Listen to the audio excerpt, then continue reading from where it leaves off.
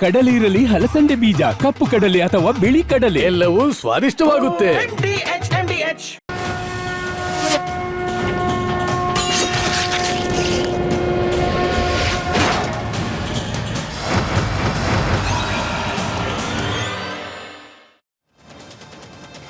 ನಮಸ್ಕಾರ, ಮಹಾಭಾರತ ಚರ್ಚಾ ಕಾರ್ಯಕ್ರಮಕ್ಕೆ ಸ್ವಾಗತ. ನಾನು ಸ್ಮಿತಾ ರಂಗನಾಥ್. ರಾಜ್ಯದಲ್ಲಿ ಮುಖ್ಯಮಂತ್ರಿ ಕುರ್ಚಿ ಬದಲಾವಣೆ ವಿಚಾರ ಸ್ವಲ್ಪ ಚರ್ಚೆಯಿಂದ ಪಕ್ಕಕ್ಕೆ ಸರಿದಿತ್ತು. ಬೇರೆ ಬೇರೆ ವಿಚಾರಗಳು, ಅಧಿವೇಶನ ಆಯಿತು. ಅಧಿವೇಶನದ ನಂತರದಲ್ಲಿ ಅನೇಕ ಬೇರೆ ಬೇರೆ ವಿಚಾರಗಳು ಬಂದಿದ್ದರಿಂದ ಡಿಬೇಟ್ಗೆ ಅಂದರೆ ಚರ್ಚೆಗೆ ಈ ಮುಖ್ಯಮಂತ್ರಿ ಕುರ್ಚಿ ಬದಲಾವಣೆ ವಿಚಾರವನ್ನು ತರುವ ಆ ಪರಿಸ್ಥಿತಿ ಇರಲಿಲ್ಲ.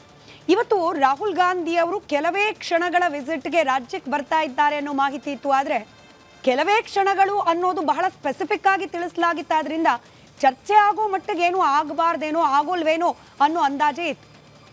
ಇದೇ ಅಂದಾಜಿನಲ್ಲೇ ಸಿದ್ದರಾಮಯ್ಯನವರು ಕೂಡ ಮಾತನಾಡಿದ್ರು ಮಾಧ್ಯಮದವರ ಜೊತೆಯಲ್ಲಿ.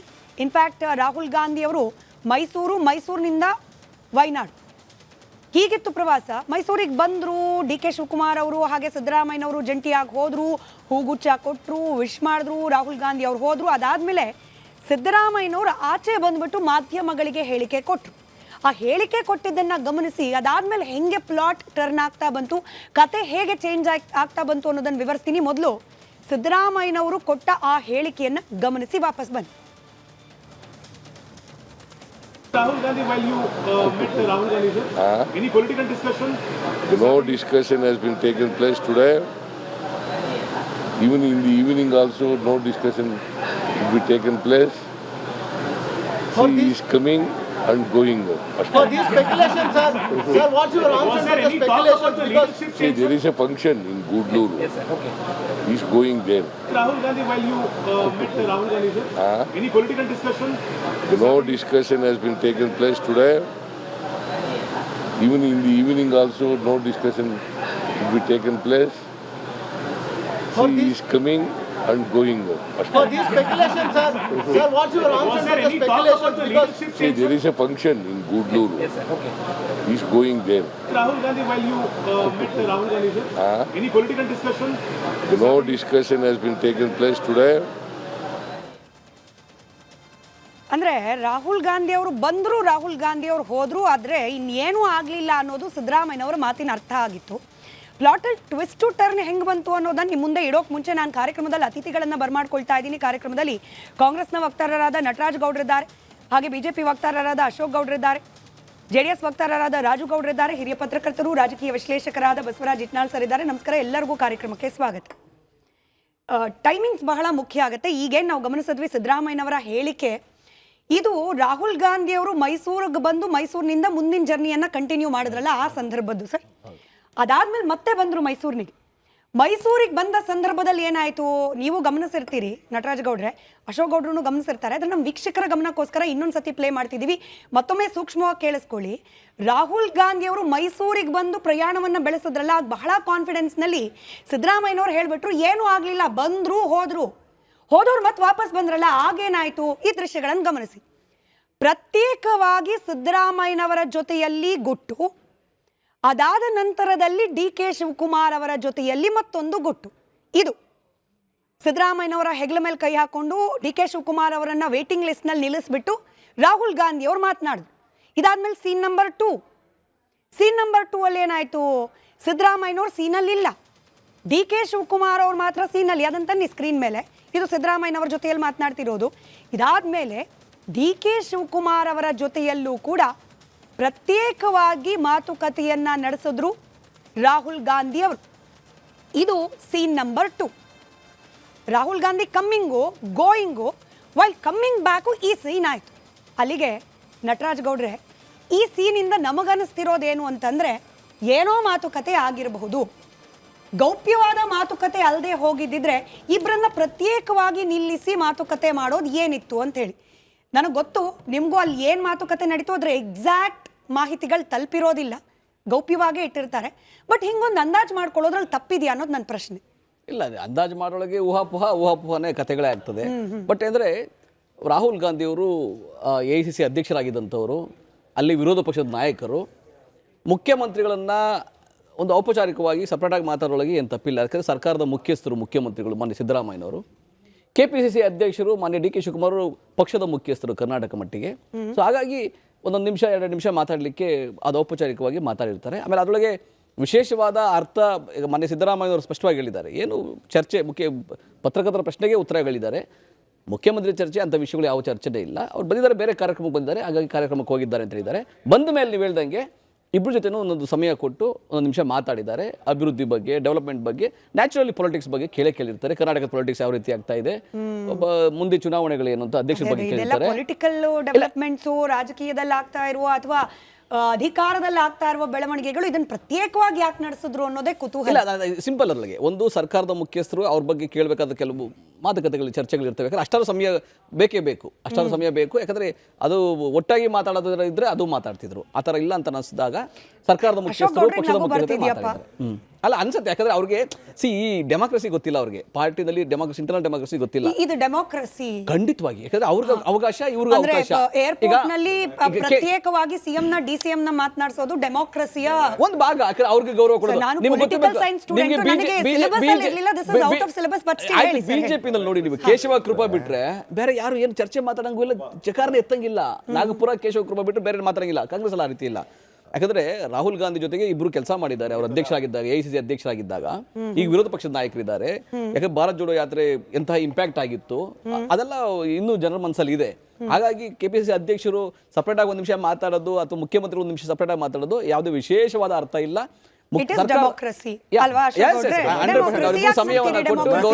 ಡೆಮಾಕ್ರಸಿ ಅಂದ್ರೆ ಏನು ಅಂದ್ರೆ ಪಾಪ ಏರ್ಪೋರ್ಟ್ ಅಲ್ಲಿ ಮುಖ್ಯಮಂತ್ರಿ ಬದಲಾವಣೆ ಮಾಡ್ತಕ್ಕಂತಹದ್ದು ಡೆಮಾಕ್ರೆಟಿಕಲ್ ಪ್ರೊಸೆಸ್ ಆಯ್ತಾ. ಆಮೇಲೆ ಅದು ಇತಿಹಾಸ, ಅದು ಇತಿಹಾಸ. ಅವ್ರಿಗೆ ಎಲ್ಲಿ ಸರಿ ನಿಮ್ಗೆ ಗೊತ್ತಿದೆ ಇತಿಹಾಸ. ಸುಮ್ಮನೆ ಏರ್ಪೋರ್ಟ್ ಅಲ್ಲಿ ಮುಖ್ಯಮಂತ್ರಿ ಬದಲಾವಣೆ ಮಾಡಿದ ಇತಿಹಾಸ. ಈಗ ನಾನು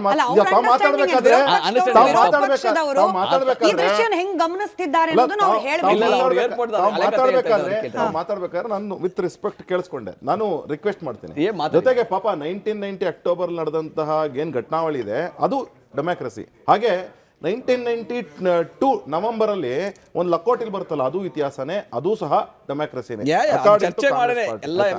ಏನಂತ ಹೇಳಿದ್ರೆ ಸಿಂಪಲ್ ಇದೆ ವಿಚಾರ. ಈಗ ಏನು ಅಜ್ಜಯ್ಯನವರ ಮಾತನ್ನು ಕೇಳಿಕೊಂಡು DK ಶಿವಕುಮಾರ್ ಅವರು ಅಜ್ಜಯ್ಯನವರಿಗೆ ಸಹಕರಿಸ್ತಾರೆ. ಅಂದ್ರೆ ಅಜ್ಜಯ್ಯನವರು ದೇವರು ಅಂತ ಕಾಣ್ತಾರೆ. ಅಜ್ಜಯ್ಯನವರು ಹೇಳಿದ್ದಾರೆ ಉತ್ತರಾಯಣ ಪ್ರಾರಂಭ ಆಗೋವರೆಗೂ ಮಾತಾಡಬೇಡ, ಯಾಕೆಂದ್ರೆ 15ನೇ ತಾರೀಕು ಆದ್ಮೇಲೆ 16ನೇ ತಾರೀಕು ನಂತರದಲ್ಲಿ ಒಂದು ಬೆಳವಣಿಗೆಗಳಾಗ್ತದೆ. ಆ ಬೆಳವಣಿಗೆಗಳಲ್ಲಿ ತಮಗೆ ಮುಖ್ಯಮಂತ್ರಿ ಗದಿಗೆ ಹುಡುಗುತ್ತೆ ಅಂತ ಹೇಳಿ ಅಜ್ಜಯ್ಯನವರು ಏನು ಸಲಹೆ ಕೊಟ್ಟಿದ್ದಾರೆ ಅದು ಏನಿದೆ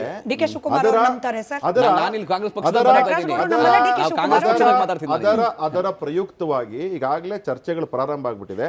ಪೋರ್ಟ್ಫೋಲಿಯೋಗಳು ಹಂಚಿಕೆ ಆಗ್ತಿದೆ. ಯಾರು ಉಪಮುಖ್ಯಮಂತ್ರಿ ಆಗ್ತಾರೆ, DK ಶಿವಕುಮಾರ್ ಅವ್ರ ಕಡೆವರೆಗೆ ಎಷ್ಟು ಜನ ಎಷ್ಟು ಪೋರ್ಟ್ಫೋಲಿಯೋ ಸಿಗುತ್ತೆ, ಸಿದ್ದರಾಮಯ್ಯನವ್ರ ಕಡೆವರೆಗೆ ಎಷ್ಟು ಪೋರ್ಟ್ಫೋಲಿಯೋ ಸಿಗುತ್ತೆ, ಸಿದ್ದರಾಮಯ್ಯನವ್ರ ಮಗ ಯತೀಂದ್ರ ಸಿದ್ದರಾಮಯ್ಯನವರಿಗೆ ಯಾವ ಪೋರ್ಟ್ಫೋಲಿಯೋ ಕೊಡ್ತಾರೆ ಅಂತಕ್ಕಂಥ ಚರ್ಚೆಗಳಾಗ್ತವೆ. ಇದ್ರ ಜೊತೆಗೆ ಇವತ್ತಿನ ಚರ್ಚೆ ಏನು ಅಂತ ಹೇಳಿದ್ರೆ ಯಾವ ರೀತಿ ಇದನ್ನ ಮಾಡಬೇಕು ಅಂತ ಹೇಳಿ. ಯಾಕೆ ಹೇಳಿದ್ರೆ ನಾನು ಯಾವ ಅಸಂಪ್ಷನ್ ಅಲ್ಲ, ಸಿದ್ದರಾಮಯ್ಯನವರು ಹೇಳಿಕೆ ಕೊಟ್ಟರು. ಅವರ ಏನು ದೇವರಾಜ ಅರಸು ರೆಕಾರ್ಡ್ ಏನು ಬ್ರೇಕ್ ಆಯ್ತು 6 ಜನವರಿ 2026 ಆವತ್ತು ಹೇಳಿದ್ರು ಅಧಿಕಾರ ಎಷ್ಟು ದಿವಸ ಇರ್ತೀನೋ ಇಲ್ಲೋ ಅಂತ ಹೇಳಿದ್ರು. ಜೊತೆಗೆ ಆವತ್ತೇನೆ DK ಶಿವಕುಮಾರ್ ಅವರು ಮತ್ತೆ ನೆನಪಿಸಿದ್ರು. ನವೆಂಬರ್ ಹೇಳಿದ್ರಲ್ಲ ವರ್ಡ್ ಈಸ್ ವರ್ಲ್ಡ್ ಅಂತ ಹೇಳಿದ್ರು. ಅದನ್ನ ಮತ್ತೆ ನೆನಪಿಸ್ತಕ್ಕಂಥ ಕೆಲಸ ಮಾಡೋದು. ಅಂದ್ರೆ ಅರ್ಥ ಏನು, ಈಗ ಸ್ಪಷ್ಟವಾಗಿದೆ ಅಧಿಕಾರ ಖಂಡಿತವಾಗ್ಲೂ ಇಲ್ಲಿ ಕರ್ನಾಟಕದಲ್ಲಿ ಬದಲಾವಣೆ ಆಗ್ತಿದೆ. Point number 1. Point number 2, DK Shivakumar ಅವರು ಗೊತ್ತಿದೆ ಅಕಸ್ಮಾತ್ ಏನಾದರೂ ಈಗ ಬಿಟ್ಕೊಟ್ರೆ ಬಡ್ಜೆಟ್ ನಂತರ ತಮಿಳುನಾಡು, ಕೇರಳ ಮತ್ತು ಮಿಕ್ಕಿದ್ದ 3 ರಾಜ್ಯಗಳ ಚುನಾವಣೆ, ಪುದುಚೇರಿ, ಅಸ್ಸಾಂ ಮತ್ತು ವೆಸ್ಟ್ ಬೆಂಗಾಲಲ್ಲಿ ಆಗ OBC ಕಾರ್ಡ್ನ ಪ್ಲೇ ಮಾಡತಕ್ಕಂಥದ್ದು. ತದನಂತರದಲ್ಲಿ GBI ಈಗಾಗಲೇ ಚುನಾವಣೆ ಅನೌನ್ಸ್ ಆಗ್ಲಿಕ್ಕಿದೆ. ತದನಂತರದಲ್ಲಿ ZPTB ಚುನಾವಣೆ. ಅದಾದ್ಮೇಲೆ ಇನ್ನೊಂದು ಯಾವುದೋ ವಿಚಾರ ಬರುತ್ತೆ. ಅದಾದ್ಮೇಲೆ 1 ವರ್ಷಕ್ಕೆ ಮುಖ್ಯಮಂತ್ರಿ ಆಗೋದ್ರ ಬದಲು ಆದ್ರೆ ಈಗ ಆಗ್ಬೇಕು ಇಲ್ಲಾಂದ್ರೆ ಇಲ್ಲ ಅಂತ ಹೇಳ್ತಕ್ಕಂಥ ಹಠಾನ DK ಶಿವಕುಮಾರ್ ತೊಟ್ಟಿದ್ದಾರೆ ಅಂತ ಹೇಳಿ ಖಚಿತ ಮಾಹಿತಿಗಳಿವೆ. ನಟರಾಜ್ ಗೌಡ್ರು ಐದರ್ ಪೊಲಿಟಿಕಲಿ ಕರೆಕ್ಟ್ ಆಗಿ ಇರಬೇಕು, ಇಲ್ಲಿ ಯಾಕಂದ್ರೆ ಇಬ್ಬರು ನಾಯಕರು ಮ್ಯಾನೇಜ್ ಮಾಡಬಹುದು ಅಂತ ಹೇಳ್ಬೋದು. ಆದ್ರೆ ಒಳಗಡೆ ಸುತ್ತಿ ಏನಿದೆ ಯಾರು DK ಶಿವಕುಮಾರ್ ಸುತ್ತ ಏನ್ ಒಂದ್ ಪಟಾಲಂ ಇದೆ ಆ ಗ್ಯಾಂಗು ಇಲ್ಲ, ಅವರು ಬ್ಯಾಲೆನ್ಸ್ ಯಾಕೆ ಮಾಡ್ಬೇಕು ಗೊತ್ತಾ ಅಶೋಕ್ ಗೌಡ್ರೆ? ಇವಾಗ ನೋಡಿ, ಮಂತ್ರಿ ಆಗೋ ಚಾನ್ಸಸ್ ಇದೆ, ಎಲ್ಲಾ ಕೇಪಬಿಲಿಟಿ ಇದೆ. ಹೆಚ್ಚು ಕಮ್ಮಿ ಮಾತನಾಡಿದ್ರೆ ಗೊತ್ತಿಲ್ಲ ಯಾರ ಕೈಲಿರುತ್ತೋ ಮಂತ್ರಿ ಮಾಡೋದು. ನೀವ್ ಆಗ್ಲಿ ಅನ್ನೋದು ನಮ್ ಬೈಕೆ ಸರ್, ನೀವು ಮಂತ್ರಿ ಆಗ್ಲಿ ಅನ್ನೋದು ನಮ್ ಬೈಕೆ. ನೀವೇ ರಾಜುಗೌಡ್ರು, ನಾನು ಇಟ್ನಾಳ್ ಸರ್ಗೆ ಹೋಗೋಕ್ ಮುಂಚೆ ರಾಜುಗೌಡ್ರೆ, ಸಿದ್ದರಾಮಯ್ಯನವರ ಹೇಳಿಕೆಯನ್ನು ಮತ್ತೊಮ್ಮೆ ಫ್ರೇಮ್ ಅಲ್ಲಿ ತಗೊಳ್ಳಿ. ಅಂದ್ರೆ ರಾಹುಲ್ ಗಾಂಧಿ ಅವರು ಬಂದು ಹಿಂಗ್ ಪ್ರತ್ಯೇಕವಾಗಿ ಸಭೆ ನಡೆಸಲಿ ಅಂದ್ರೆ ಸಭೆ ಅಂತ ಕರೀಲಿಕ್ಕಾಗಲ್ಲ, ಪ್ರತ್ಯೇಕವಾಗಿ ಗುಟ್ಟು ಹೇಳೋಕ್ ಮುಂಚೆ ಸಿದ್ದರಾಮಯ್ಯನವರ ಮುಖದಲ್ಲಿ ಒಂಥರ ಕಾನ್ಫಿಡೆನ್ಸ್ ಆದ್ರೆ ಫುಲ್ ಸ್ಕ್ರೀನ್ ತಗೊಂಡ್ಬಿಡಿ ಅದನ್ನ. ಬಂದ್ರು ಹೋದ್ರಪ್ಪ, ಸದ್ಯಕ್ಕೆ ಡಿ ಕೆ ಶಿವಕುಮಾರ್ ಅವ್ರು ಏನ್ ಕಾಯ್ತಾ ಇದ್ರು ಪ್ರತ್ಯೇಕವಾದ ಮೀಟಿಂಗು ಅದಾಗ್ಲಿಲ್ಲ ಅಂತ ನೋಡಿ, ಅದೊಂದು ಸ್ಮೈಲ್ ಕೊಡ್ತಾರೆ, ಕ್ಯೂಟ್ ಆಗಿದೆ ಬಹಳ ಅದು ಸಿದ್ದರಾಮಯ್ಯನವ್ರದ್ದು. ಹಿಂಗ್ ಸ್ಮೈಲ್ ಕೊಟ್ಟು ಕೆಲವೇ ಗಂಟೆಗಳಲ್ಲಿ ವಾಪಸ್ ಬಂದ್ರು ರಾಹುಲ್ ಗಾಂಧಿ, ಸೀನ್ ಚೇಂಜು. ಇದೇ ಕಾನ್ಫಿಡೆನ್ಸ್ ಇವಾಗ ಉಳಿದಿರಬಹುದಾ ರಾಜುಗೌಡ್ರೆ? ಮೊಟ್ಟ ಮೊದಲನೇದಾಗಿ ನಮ್ಮ ಮುಖ್ಯಮಂತ್ರಿಗಳ ಮುಖದಲ್ಲಿ ಕ್ಯೂಟ್ನೆಸ್ ಕಂಡಂತವ್ರು ನೀವು, ನಿಜವಾಗ್ಲೂ ಖುಷಿ ಆಯ್ತು. ಅಲ್ಲ, ನನಗೆ ಖುಷಿ ಆಯ್ತು. ಅಲ್ಲ, ಎತ್ತವ್ರಿಗೆ ಎಗಡ ಮುದ್ದು, ಕಟ್ಕೊಂಡೊಳಗ್ ಕೋಡಂಗಿ ಮುದ್ದು, ಪಕ್ಷದ ಕಾರ್ಯಕರ್ತರಿಗೆ ಅವ್ರ ನಾಯಕರು ಹೆಂಗಿದ್ರು ಖುಷಿ. ಅದನ್ನ ಮೀರಿ ಅದನ್ನ ಮೀರಿ ನಮ್ಮ ಪತ್ರಕರ್ತರಿಗೆ ಕ್ಯೂಟ್ ಆಗಿ ಕಂಡಿದ್ದೀರಾ, ನನಗೆ ನಿಜವಾಗ್ಲೂ ನೋಡಿ. ಅಲ್ಲಲ್ಲ, ನೀವೇ ನಮ್ನೆಲ್ಲ ಕುಂಡಿಸ್ಬಿಡಿ, ನೀವು ಅದು ಪಾಪ ಅವರು ಬುಲ್ಡೋಸ್ ಮಾಡಕ್ ಕಲ್ಚರ್ ಅಲ್ವಾ ಅವ್ರದ್ದು? ಅದು ಡೆಮಾಕ್ರಸಿ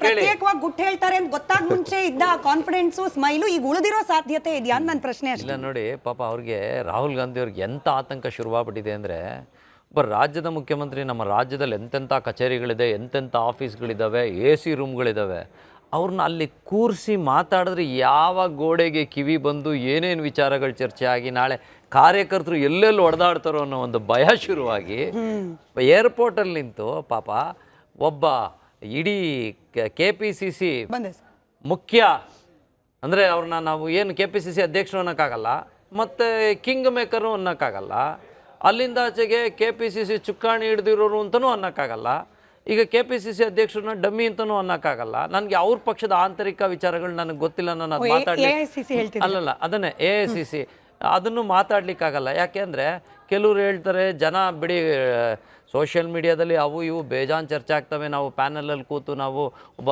ರಾಜಕೀಯ ಮುತ್ಸದಿನ, ರಾಜಕೀಯ ಧುರೀಣನ ಮತ್ತು ಒಬ್ಬ ಮಾಜಿ ಪ್ರಧಾನಿಗಳ ದಂಡೆ ಒದ್ದಿದ್ದಂಥ ಕುಟುಂಬದ ಒಂದು ಕುಡಿನ ನಾವು ಅಷ್ಟು ಸುಲಭವಾಗಿ ನಾವು ಕೆಳಮಟ್ಟದಲ್ಲಿಟ್ಟು ಮಾತಾಡ್ಲಿಕ್ಕೆ ಆಗಲ್ಲ. ಜನಗಳು ಪಾಪ ಸೋಷಿಯಲ್ ಮೀಡಿಯಾದಲ್ಲಿ ಯಾರೋ ಎಲ್ಲೋ ಕೂತು ಮಾತಾಡ್ತಾರೆ ಅಂತ ನಾನು ಮಾತಾಡ್ಲಿಕ್ಕಾಗಲ್ಲ.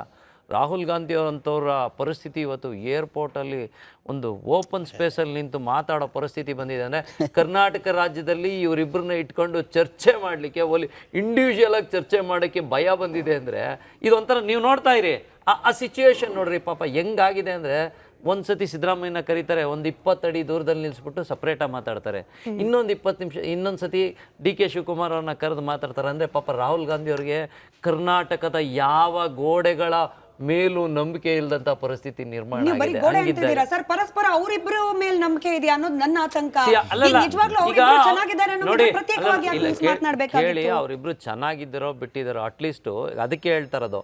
ಈಗ 4 ಗೋಡೆ ಮಧ್ಯೆ ಅಕಸ್ಮಾತ್ ರಾಹುಲ್ ಗಾಂಧಿ ಸಿದ್ದರಾಮಯ್ಯ ಅವ್ರ ಪರವಾಗಿ ಮಾತಾಡ್ಬಿಟ್ಟು ಅದನ್ನೇನೋ DK ಶಿವಕುಮಾರ್ ಅವ್ರು ಕೇಳಿಸ್ಕೊಂಡ್ರೆ, ಯಾಕೆಂದರೆ DK ಶಿವಕುಮಾರ್ ಅವ್ರು 50 ವರ್ಷದಿಂದ ಪಕ್ಷ ಕಟ್ಟಿರೋವಂಥವ್ರು.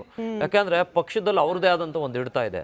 ಇನ್ನೊಂದು ಹೆಜ್ಜೆ ಮುಂದೆ ಹೋದರೆ ಸಿದ್ದರಾಮಯ್ಯನವರು ಅಹಿಂದ ನಾಯಕರಾಗಿ ನಮ್ಮ ಪಕ್ಷದಿಂದ ಹೋಗಿ ಅಲ್ಲಿ ಬುಲ್ಡೋಸ್ ಮಾಡಿ ಮುಖ್ಯಮಂತ್ರಿ ಆದಂಥವ್ರು. ಯಾಕೆಂದರೆ ಬಂದು 5 ವರ್ಷಕ್ಕೆ ಮುಖ್ಯಮಂತ್ರಿ ಆಗಿದ್ದಾರೆ. ಮೂಲ ಕಾಂಗ್ರೆಸ್ಸಿಗರಿಗೆ ಒಳಗಡೆ ಬೇಗುದಿ ಇದೆ.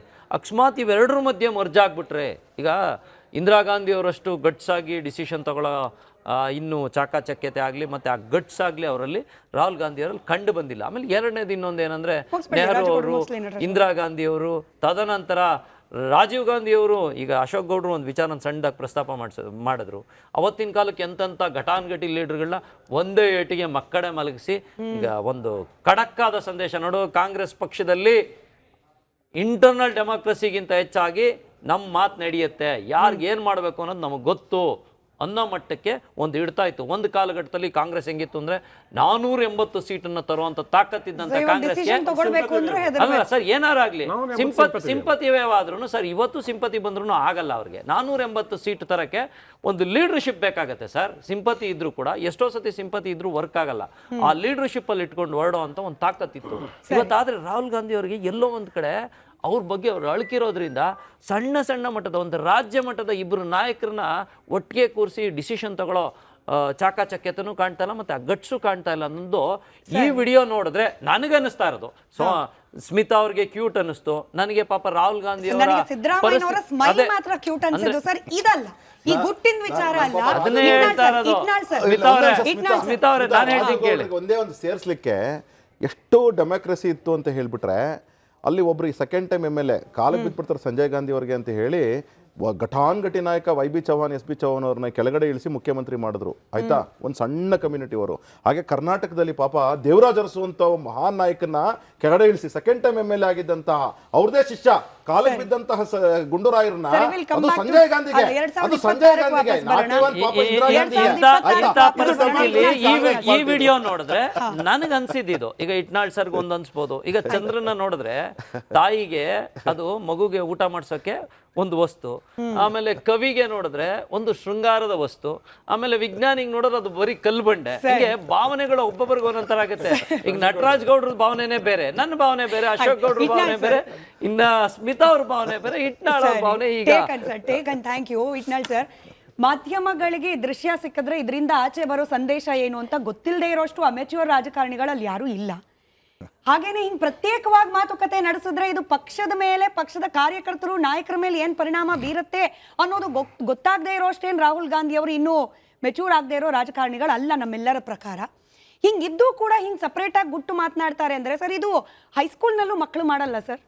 ಅಂದ್ರೆ ಗೊತ್ತಾಗ್ಬಿಡುತ್ತೆ ಅವ್ರಿಗೆ, ನಾನು ಒಬ್ಳನ್ನ ಪ್ರತ್ಯೇಕವಾಗಿ ಕರ್ಕೊಂಡು ಹೋಗೋ ಅಥವಾ ಒಬ್ಬನನ್ನ ಪ್ರತ್ಯೇಕವಾಗಿ ಮಾತನಾಡ್ತೀನಿ ಅಂದ್ರೆ ಇನ್ನು ಉಳಿದವ್ರಿಗೆ ಗೊತ್ತಾಗುತ್ತೆ ನಾನು ಏನೋ ಹೈಡ್ ಮಾಡ್ತಿದ್ದೀನಿ ಅಂತೇಳಿ.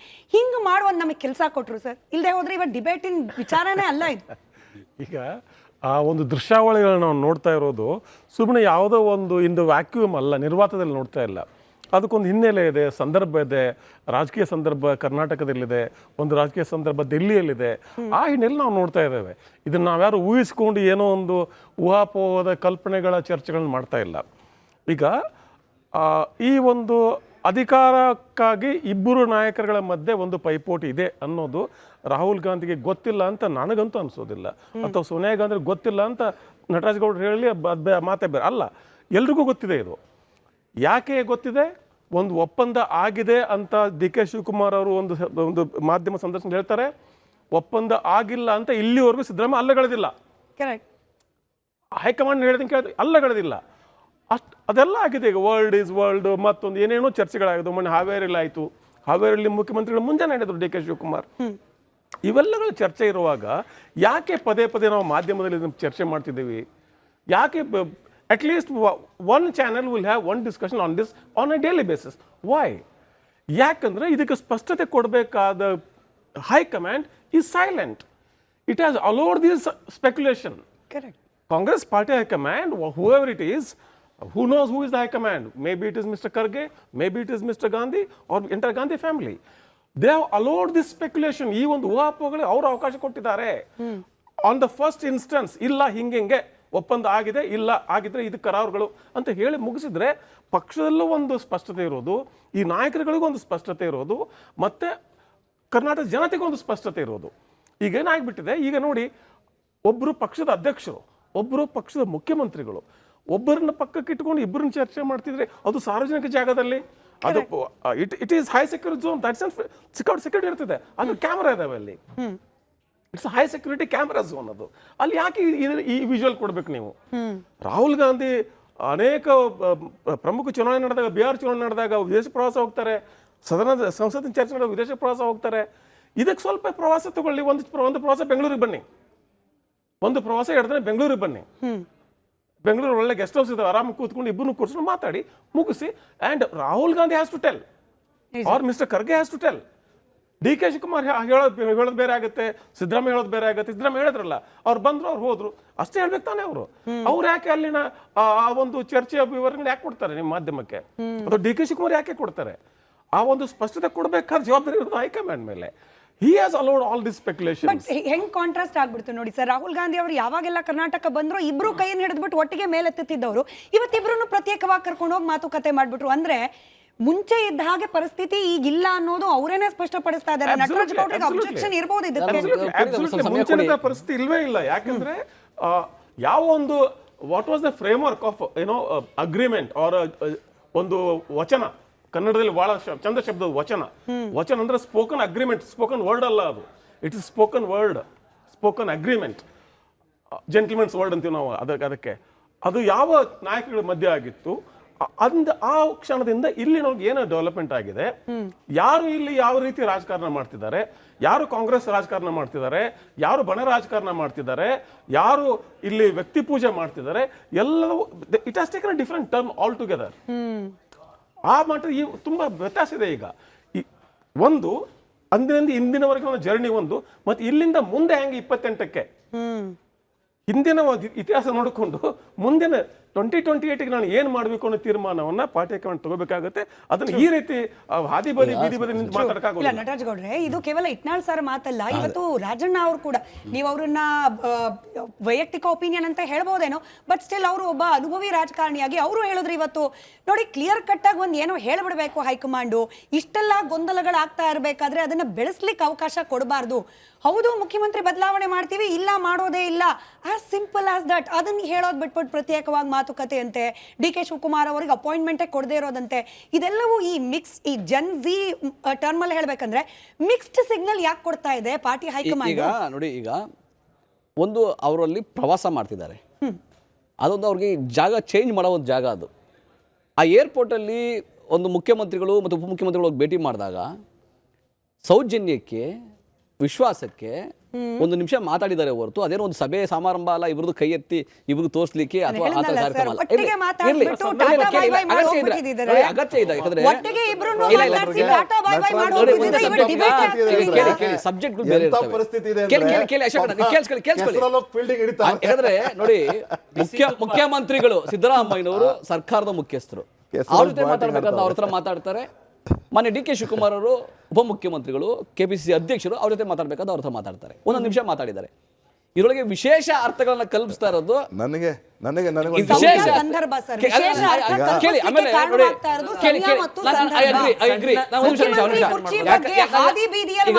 ನಿಮ್ಮ ಪಕ್ಷದವರು ಮಾಡ್ತಿರೋ ಸಂದರ್ಭದಲ್ಲಿ